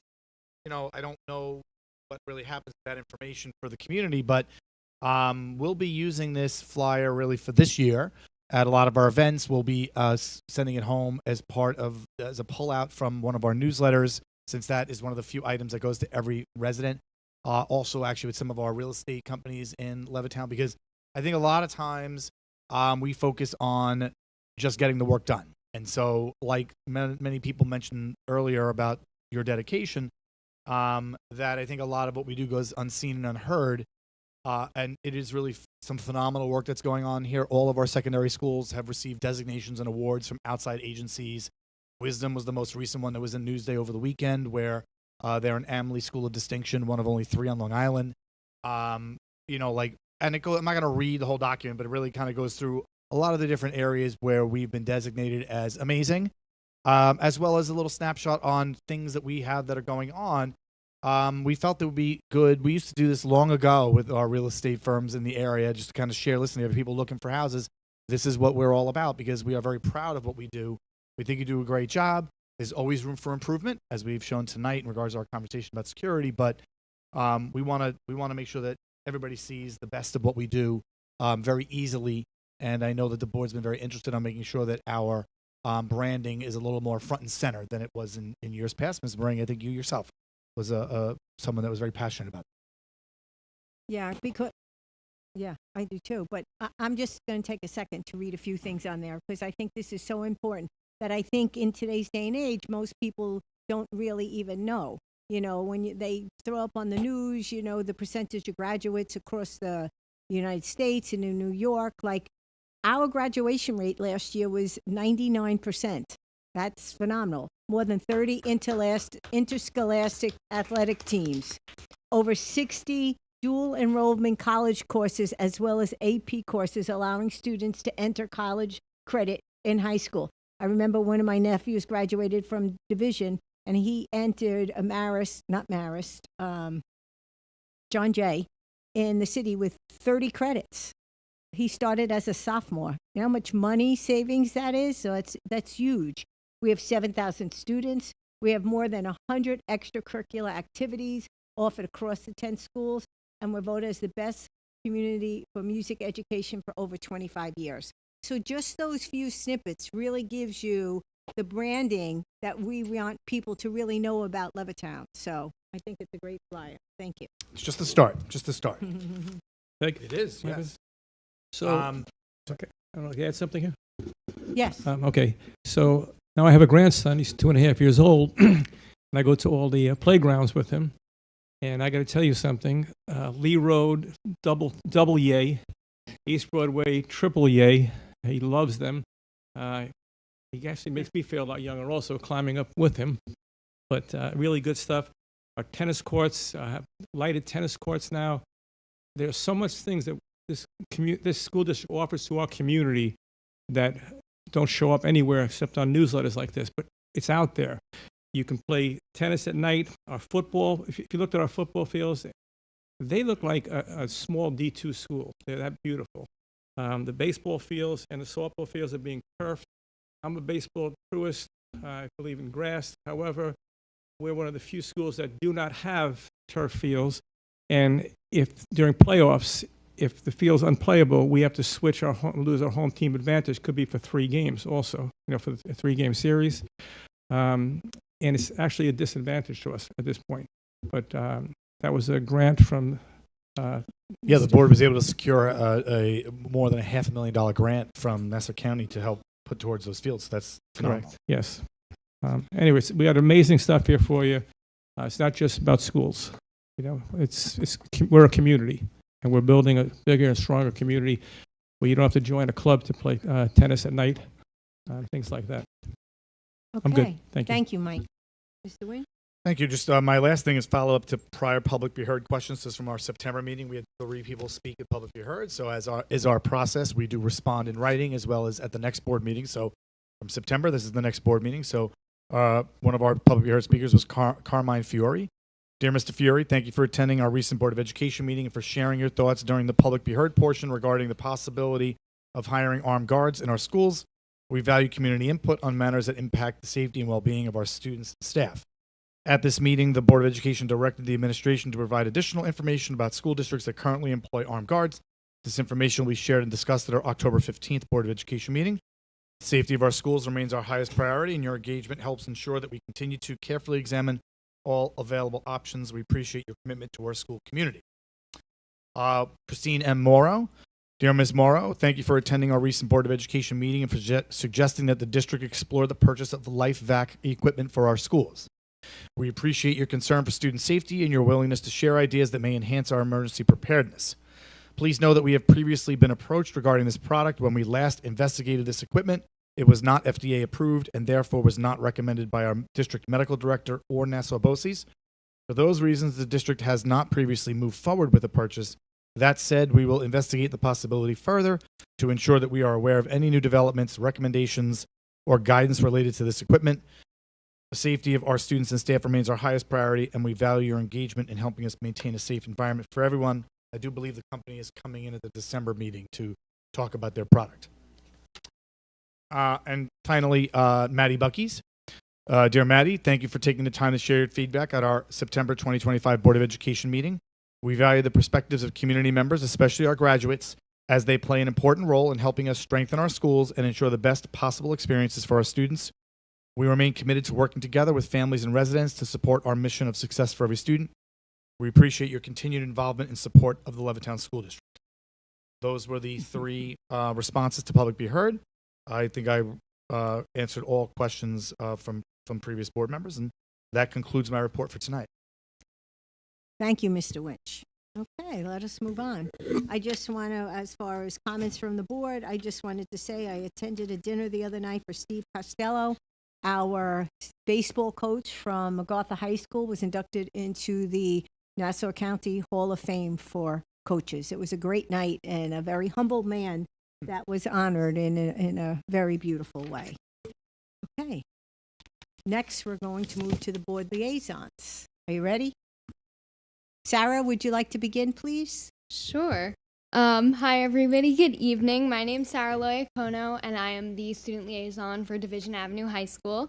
So first off, I want to highlight some things that have happened recently. So our guidance department has been very busy over the past few weeks. On October 7th, guidance started holding their college application boot camps for seniors during their lunch periods and off periods in order to give students more personalized help with their college applications. Additionally, our guidance counselors held a college planning night to help students and their parents prepare for college, and they have been hard at work writing our letters of recommendations for our seniors. Guidance counselors have not just been helping our seniors, but they've also met with their new freshman students during their lunch periods on Thursday. Students got to meet their guidance counselor as well as play some fun games with them and get to know them better. Even though it was freezing cold outside that day, everybody said it was a success and that they had a lot of fun. In sports, many of our varsity teams have held their senior nights where underclassmen team members made posters for our graduating seniors to celebrate their accomplishments, their dedication to the team, and their overall work they have done. Additionally, Miss Wheeler's anatomy class has been quite busy learning about strokes and the brain. Students got to watch a video learning more about the different types of strokes and medical professions that they can go into. They completed worksheets and a virtual brain dissection to prepare for the sheep brain dissection lab that would be done in class. Last Tuesday, the students came to class and geared up with their aprons and gloves in preparation for the lab. Students got to label different parts of the sheep brain and dissect it into some sections that can't be viewed from the outside. Mr. McDermott, the head of the science department, came in, as well as the interim principal, Mr. Myers, to view the dissection. Students were very intrigued, and one said, "I was very excited when I heard we would be dissecting a sheep's brain, and the lab did not disappoint." Overall, it was very successful. I know they had a pretty good time and found it very interesting, so we definitely have a lot of future doctors in that class. Then as for what's coming up, Pep Rally and Homecoming are taking place this Friday. Our clubs and honor societies have been working hard to complete their banner in time for the parade, and thankfully a large number of students have come out to help. Each grade is encouraging their students to come to the Homecoming Parade to hold their banner, show division pride, and earn some points for Spirit Night as well. Additionally, National Honor Society will be holding their first ever Dunk the AP event, where people can pay $5 and get 3 throws at our dunk tank, where Mr. Fazio has so kindly agreed to be dunked. Yes, that's at Homecoming. So let's just say I was talking to him earlier, and he said, it's definitely going to be cold outside, but he figured people would want to dunk him, so he was happy to agree to it. So overall, Homecoming and Pep Rally are going to be a great time, and we're encouraging all students, especially the freshman class of 2029, to come out since it's their very first homecoming at Division. And one last thing, in terms of music, our marching band will be heading up to Syracuse for their championship weekend on October 25th and 26th, and we are wishing them the very best of luck. Thank you, Sarah. All right. Hi, good evening, everybody. I'm Ethan Beloyo. I'm the student liaison for MacArthur High School. I'd like to start by saying there have been a lot of great happenings and events that took place in General Nation since our last meeting. First, we had an extremely enthusiastic and fun-filled pep rally on Friday, September 26th, on our turf field, which was the perfect segue to our phenomenal homecoming day on Saturday, the 27th. It truly was a beautiful day, as our parade was spectacular, with an enormous number of participants from both Salk and MacArthur, followed by all of our pre-game homecoming festivities on our beautiful turf field. We honored all senior football players, band members, cheerleaders, and kickline, along with their parents, as well as our homecoming grand marshals, Haley Cosman and Elias Clone, and of course, all members of our homecoming court. I myself was in that homecoming court, and it was great to see everybody from the board there during the parade. We also crowned this year's homecoming king and queen, which was Vincent Orandello and Kaylee Huggard. Congratulations to everyone who helped make this special day so beautiful, and also to our varsity football team with their huge win over Jericho High School. Way to go, Generals. On September 30th, Ms. Brzezinski accompanied her college marine biology students to the Long Island Aquarium in Riverhead. They participated in a boat ride that sailed the Peconic Estuary, where they viewed various organisms of different fishes and witnessed all of the wonderful exhibits portrayed in the aquarium. Upon arrival back at the school, all students stated they had a great time and found the experience to be extremely informative, interesting, and beneficial. On Friday, October 10th, we received a very special visit from the popular companion dog named Arbus. He spent an hour with us, and several groups of students that pre-signed up to see him thoroughly enjoyed the time they spent with him. The buzz of excitement in the building was clear and obvious, and we can't wait for another visit from Arbus. Yeah, no. From what I've heard, everybody's like rushing to sign up. We heard it on the announcements. I think sign-ups filled up within like the hour of announcing it. So yeah. She's asking that because there was some discussion about the dog and about like do people find the dog cute or not. and so she's trying to build a case. I think he's that the dog adorable. is cute, and so He's a greyhound, and he's absolutely adorable. He's adorable. Thank you, Ethan. You don't need to say anything else. You clearly, I mean, I You're personally probably didn't. just wondering why is she asking me these weird No. questions. But, you know. I didn't like personally see the dog, but I know a lot of the students enjoyed their time with Arbus. Ethan so. validated me. I'm good. I'm good. At the last convention we went to, we had to stop Mrs. Adrian from stealing the companion dog that was there. Okay, thank you very much for your wonderful. Oh, you keep going? I have I'm a little sorry. more. Yeah. We will- So some sorry for exciting being upcoming rude. events that we have coming up. Our annual district financial aid night featuring keynote speaker Mary Lawyer from Siena University will take place tomorrow evening at 7 o'clock in our auditorium for all senior students and their parents. Additionally, our dynamic marching band, color guard, and kickline will be performing in the annual Newsday Marching Band Festival at the Mitchell Field Athletic Complex on October 21st. And our annual Pink Out football game against Long Beach High School will take place on Friday, October 24th, with a kickoff time at 7 o'clock. Tons of breast cancer awareness merchandise and raffle prizes will be available, and all money raised will be donated to the Babylon Breast Cancer Foundation, which supports breast cancer patients in our community. Come out and join us for this important cause, and let's go Generals. This concludes my report. Thank you, Ethan. Peggy, I would just like to say that I will take the burden on from the board and do a site visit with Argus and make sure that he is up to snuff. And I will do that on behalf of the board. I'm just saying. Thank you for your sacrifice of doing that, Mary Ann. I truly appreciate it. And you will be wonderful. I can assure you that. Okay, thank you, everybody. Thank you, Sarah and Ethan. Next, we're up to Public Be Heard. We will now move to our Public Be Heard period of our regular meeting. This is the opportunity for members of the community to speak. All questions are directed to the Board of Education President. Each speaker is limited to 3 minutes in total. Each speaker is expected to use the microphone and clearly state their name and address. Okay, our first speaker is Maddie Bucky. Thank you, Vice Chair Meringue, and good evening, Todd and board members. My name is Matty Buckies, and I live at 1297 Shaw Place in Seaford. One of the things I like doing in this community, that's why I attend these, is advocating for the little guy, people with developmental disabilities. People with disabilities are the most discriminated people in the world. But we obviously, my topic tonight is about the reform that we need to make to the special education system. For example, one of the proposals that would be to prohibit would be to limit the use of a behavioral intervention plan or a functional behavioral assessment for children that are in preschool through third grade, with the exception if they committed a drug charge, a firearms charge, or a certain criminal act that warrants this type of behavior. One of the other things we have to do is reform suspensions for students in kindergarten through third grade, with the exception, once again, of a drug charge, a firearms charge, and a certain criminal act.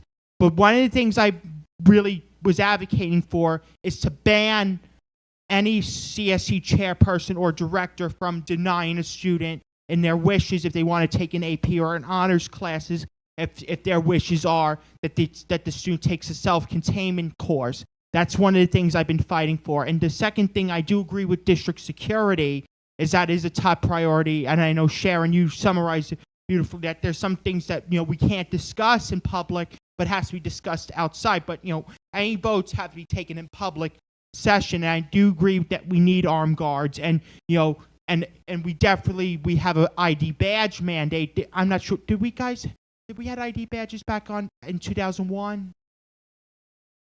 Yeah. No, I mean, some had implemented. And I know you probably saw, that's probably back then. I could tell I was born in 2001, and I'm very proud to say, let's keep moving forward with the progress. And obviously, I might sound like, this, like, very funny, but, actually, because one of the things that you would see on Wednesday night is Jerry Orbach in Law and Order. That would be a good thing. So with that, everybody, please have a great night. And happy thanks, and have a great Halloween. And don't forget, there's a letter that's attached that I'm not going to speak about, but I do need to be included in the letter, and if the board's open for that consideration. So with that, please have a great night, and God bless you all. And I want to point out that Ray Romano was actually in this room once when they were filming an HBO movie. So God bless you all. And hopefully, you know what, if anybody watches that, you probably could see Jerry Orbach on Law & Order. Thank you. Thank you, Maddie. Okay, our next speaker is Tina.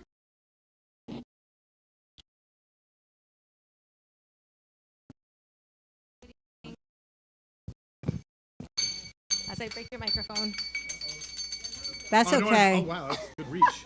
Okay. All right, yeah, well, that's all where my money's going. Okay. We didn't start your time, so you're all Sorry, right. okay. Hold on. All right, good evening. My name's Tina. I'm at 30 Wing Lane. I'm here tonight as a concerned parent and homeowner. I want to speak about the growing imbalance between rising school taxes and the reality many of us are living in. I recently made renovations to my home for my growing family. Yet instead of being encouraged for improving where we live, my school taxes more than doubled, now over $20,000 a year after a 4.8 tax increase was passed. And this amount doesn't even include my property taxes yet. Sorry, hold on. Which adds an additional burden. I'm now expected to come up with another $7,000 by November 10th, which is incredibly stressful. This increase does not help the children because now my parents, like me, are forced to struggle just to make ends meet. High tax creates stress for families and take away resources that could otherwise go towards our children's needs. At this rate, my kids might not even have a home to live in. Families like mine are being pushed to the breaking point. We love this community and want to support our schools, but we also need fairness and transparency, and taxes are calculated and how the money is used. My children are considered walkers at Gardner's Avenue School, which means my first grader has to cross North Jerusalem Road to get there, a busy and unsafe intersection, especially when I have 2 other young children with me during drop-off and pickup. Because both my parents have to work to make ends meet, grandparents are often bringing children, and there is no disabled or handicapped parking available, which makes the situation even more challenging. The drop-off system is already chaotic and stressful every morning. We need a better system for drop-off and pickup, including improved parking, maybe a parking lot, possibly staggered drop-off or pickup times to make it safer and more manageable for families. I'm asking for balance for the board to find ways to support education without forcing hardworking families out of their homes. We all want the same thing, a strong community, a bright future for our kids, but that future depends on keeping families here, not pricing them out. Thank you for your time and for listening. Thank you, Tina. Our next speaker is Tony Schneider.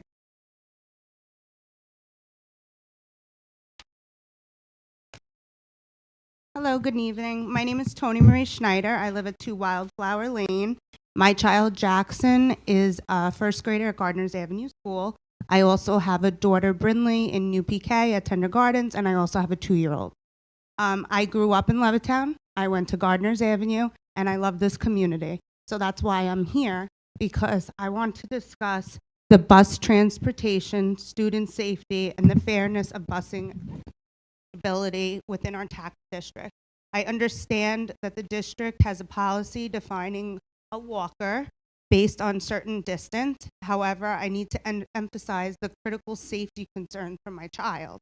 My 6-year-old is a designated walker, but his route requires him to cross over North Jerusalem and Gardner's Avenue intersection, where even the crossing guard at that section says, this intersection is crazy, there's accidents all the time here. Now, as of right now, I'm walking them because the weather is nice, and I notice a difference. But once this inclement weather comes, I'm gonna be driving, and when I'm driving, I'm disabled, I'm not working, so there's no handicap spots for me. So now I have to bring my child across the street because people get there at like 6 o'clock in the morning to park. Not to mention from UPK, they're parking there at 1:45 to pick up their child for 3:30. They're sitting outside of the school waiting 2 hours. And to speak about safety of our children, there's these unmarked vehicles in front of Gardner's Avenue sitting there. And I don't think that that's appropriate. I feel like this is a huge safety risk for my child. 2 houses down from me gets a bus. So I feel it's unfair. I understand that there is a set, 0.7 or whatever it may be, but as a mother, I am concerned about my child's safety. There's no way a 6-year-old is able to walk to school on their own. There's no way. My husband is working. My mom and dad are both in their higher 70s. No handicap parking. We're parking on a street, double parking, trying to lug a 2-year-old across Gardner's Avenue. East Broadway implemented, a pilot system where they're doing the drop-off circle like Island Trees has. I know it's a different school district, but Gardner's is not. We have 2 semicircles. Why can we not do this? I was told because it's a busy road. Every single school is on a busy road. I just feel like everyone talks about success for every student and giving each student the appropriate resources to thrive. And I feel like child safety and their transport is what needs to be the first step. I thank you for your time, and I just really hope that you guys hear me out, because for a bus to have to pass my house to go 2 houses down, it makes me feel like my child can be at risk, but the house 2 doors down, they're okay. And I don't think that that's fair. Thank you, Tony.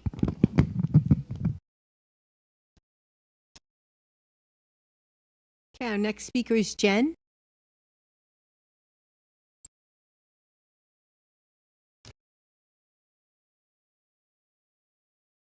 Good evening, everyone.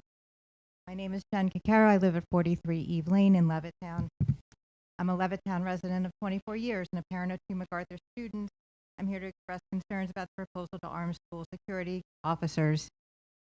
Arming security officers bring major new expenses, weapons, training, certification, ongoing recertification. These costs will either raise taxes or divert funds from academic programs, student support, or building maintenance, or sports. The most comprehensive research shows no reduction in injuries or deaths during school shootings when armed officers present, and in fact, higher fatalities in those cases. The strongest evidence supports threat assessment programs, mental health services, early intervention, and safe reporting systems are the reduction to violence, not more guns on campus. Officers who discharge a weapon and kill a suspect often experience PTSD, moral injury, guilt, lasting psychological strain, and that trauma can ripple across the school community and be worse if the victim is a child. Since the tragedy at Sandy Hook, Levittown has made extensive and ongoing investments in school safety. And these include investments in hardened classroom doors and locks, installation of security vestibules at all entrances. I mean, when I first moved here, you could just walk in. More than 600 interior and exterior security cameras, creation of a command center, and the list goes on and on. If the district has already invested millions of dollars and years of work strengthening the safety and coordination of our schools, and if professional law enforcement can respond within 2 minutes, what problem is arming security now supposed to solve? Levittown is not a rural district isolated from emergency response. We are part of one of the most densely served regions on Long Island. If the board is going to survey the community like they did last spring, it should be done by a professional agency and interpreted by an independent expert. I urge the board to prioritize evidence-based preventive measures rather than weapons. Require transparent cost-benefit analysis before any proposal that increases the financial, legal, or human risk, as well as taxpayer dollars. And refrain from emotional appeals and base policy on data, context, and evidence. Be transparent about how this is paid for. And please take these points into serious consideration before moving forward with arming security. I recognize this is not an easy decision, and you have all been wrangling over this for years. The bottom line is that the school district has been made safer since the devastations of previous school shootings, and I recognize that. I've lived in this community for a long time, and I recognize everything from the tennis courts, the improvement of the turf fields, everything. I've lived here for a long time and seen that, and you're all doing a wonderful job. And with that, I'd like to recognize the Board of Education Appreciation Week, and thank you so much for everything that you do for our district. Oh, good timing. Thank you, Jen. Okay. Thank you all for being here and for sharing your thoughts and insights with us today. We appreciate the time you took to prepare your remarks and the effort you put into coming here to share them. Your perspectives help guide our discussions and ensure that a diverse range of voices is heard. Thank you once again for the participation and commitment to our school district. Please know we will reach out to you prior to our next meeting. Okay, we now move to the agenda.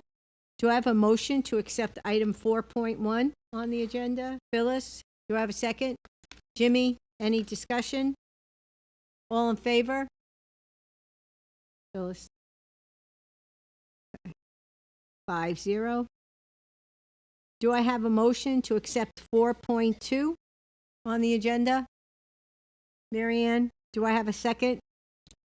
Mike, any discussions?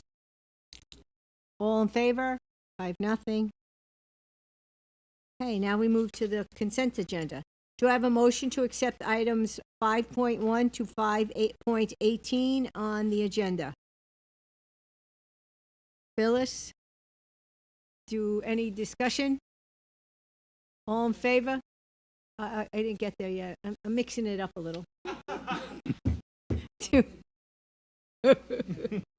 Thank you, James. I'll start over again. Do I have a motion to accept 5.1 to 5.18 on the agenda? James, do I have a second? Marianne, any discussion? All in favor? 5-0. Okay. At this time, wait, this is the addendum. We have to read? Oh, yeah. At this time, we would like to make an addition to the consent agenda. Do I have a motion to suspend the 24-hour rule and add item 5.20? She's going to read. It says on my sheet 5:20. I had to make a change because it was labeled as 4 point. We already moved past 4, so I'm adding this to the bottom. So it'd be 5.2. 5.19 is the suspension of the 24-hour rule. 5.20 is the new item. Got to vote on the 5.19 to suspend it. Okay. Can I have a... Thank you, Marianne. Second? Mike? Discussion? No? All in favor? All in favor? 5-0. Thank you. Now, Peggy, you just read the motion, right? Okay. Recommended motion resolved that the Levittown Board of Education does hereby suspend the policy rules to add agenda 5.0. 5.20, thank you. Deputy Superintendent, recommended motion, whereas the board desires to create the new pedagogical position of Deputy Superintendent, whereas the board desires for the position of Deputy Superintendent to be a new administrative Deputy Superintendent tenure area, and whereas Dr. Beth Zerganakis is currently employed by the district as Assistant Superintendent for Curriculum and Instruction in the Assistant Superintendent for Curriculum and Instruction tenure area. And whereas the board desires to appoint Dr. Zerganakis as the Deputy Superintendent, and whereas Dr. Zerganakis has expressed a willingness to voluntarily transfer from the Assistant Superintendent for Curriculum Instruction tenure area to the Deputy Superintendent tenure area. Now therefore be it resolved upon the recommendation of the Superintendent of Schools that the board hereby creates the administrative tenure area of Deputy Superintendent. And be it further resolved upon recommendation of the Superintendent of Schools that the Board of Education, the board hereby appoints Dr. Zerganakis as the Deputy Superintendent and transfers her to the position effective upon Beth's... Dr. Zerganakis. I got tired of saying that. I said the name wrong, too. Dr. Z. Dr. Z. Execution of a letter stating that she is voluntarily accepting the appointment and transfer to this new position. And be it further resolved upon recommendation of the Superintendent of Schools, the Board of Education, Dr. Z's tenure in the position of Deputy Superintendent effected upon Dr. Z's execution of a letter stating that she is voluntarily accepting the transfer to this new position. Do I have a motion? Mike? No, it's a discussion. Correct. Right. Yes, James. No, I make the motion. Make the motion, James. Do I have a second? Phyllis, any discussion? I can't. Huh? No, I'm gonna make a comment first. Boy, everybody knows what they're doing up here tonight but me, it seems like. Geez Louise. Little fussy as we've been here for hours. She's no new kid on the block here with this. No. One of the things I want to say is the main reason that this recommendation has been made is that Dr. Z has been such a tremendous adage to our central office team and to our district, and she wears many, many, many hats. So we are very grateful that Mr. Winch has made this recommendation, and the board we will see in 1 second, is very grateful that she's accepting this position. Okay. Do I have all in favor? This is ending this. I was going to say something. I was going to say Oh, something. You my are God, it's late. fantastic. I was gonna say A tremendous No more addition to saying this anything. district, and anything we've asked you to do, you've done with excellence. So, you well deserved there. A real quick statement, Peg. A real quick one. And I've said it many, many times. Anybody that can get me to start reading again has a special place in my heart. You deserve this. You really do. Okay, good. Thanks, Evan. Okay, all in favor? I didn't say what I was reading. 5-0. All right, thank you. Now we move on to ad hoc. Mr. Congratulations, Winch. Dr. Z. Yes, congratulations. Okay, ad hoc board policies first read. So as you know, we have our very active and prolific policy committee from the Board of Education. And it is now comprised of Ms. Adrian, Ms. Messina, and Ms. Cadiz, and myself. And we have several several revised policies on the agenda for a first read. You also have it printed at your desk. It was also sent home in regards to the revisions. These are not major revisions to these policies. If you look through the red line, you'll see that it's some wording, it's some cleanup. Some of them got sent to the attorneys if they were related to like legal things like code of conduct and so forth. So once again, it's just kind of bringing them, because we want to transition all of our policies into board docs, but we want to make sure they're all clean and nice. And so these, like I said, there's no substantial changes, just either legal changes or some wording or numbering, things like that. Bless you. Bless you, Manny. Bless you. Once again, this is only a first read. They'll be on next meeting for a second read. If you have any questions, let me know. But I do want to thank the policy committee only because like it's intense. Like if you want to participate, like it's like real. Like will spend like a half an hour on a policy, right? Like so, it's good fun. But it is. You know, I told Mary Ann. I didn't we like just it. you know Well, I we see you would. we have 290 policies, so like it's a lot. It's definitely a multi-year process. No, and I like that, it's a slow process, but it's a very thoughtful process, and we have a great team going through everything, so. And I'm thank sure you. you're doing a thorough job. I have no doubt. Thank you for doing that. It's very arduous, I know. Okay, our upcoming dates, October 29th is our regular meeting. May I have a motion to adjourn the meeting? Mary Ann, do I have a second? Phyllis, all in favor? 5-0. Meeting is adjourned.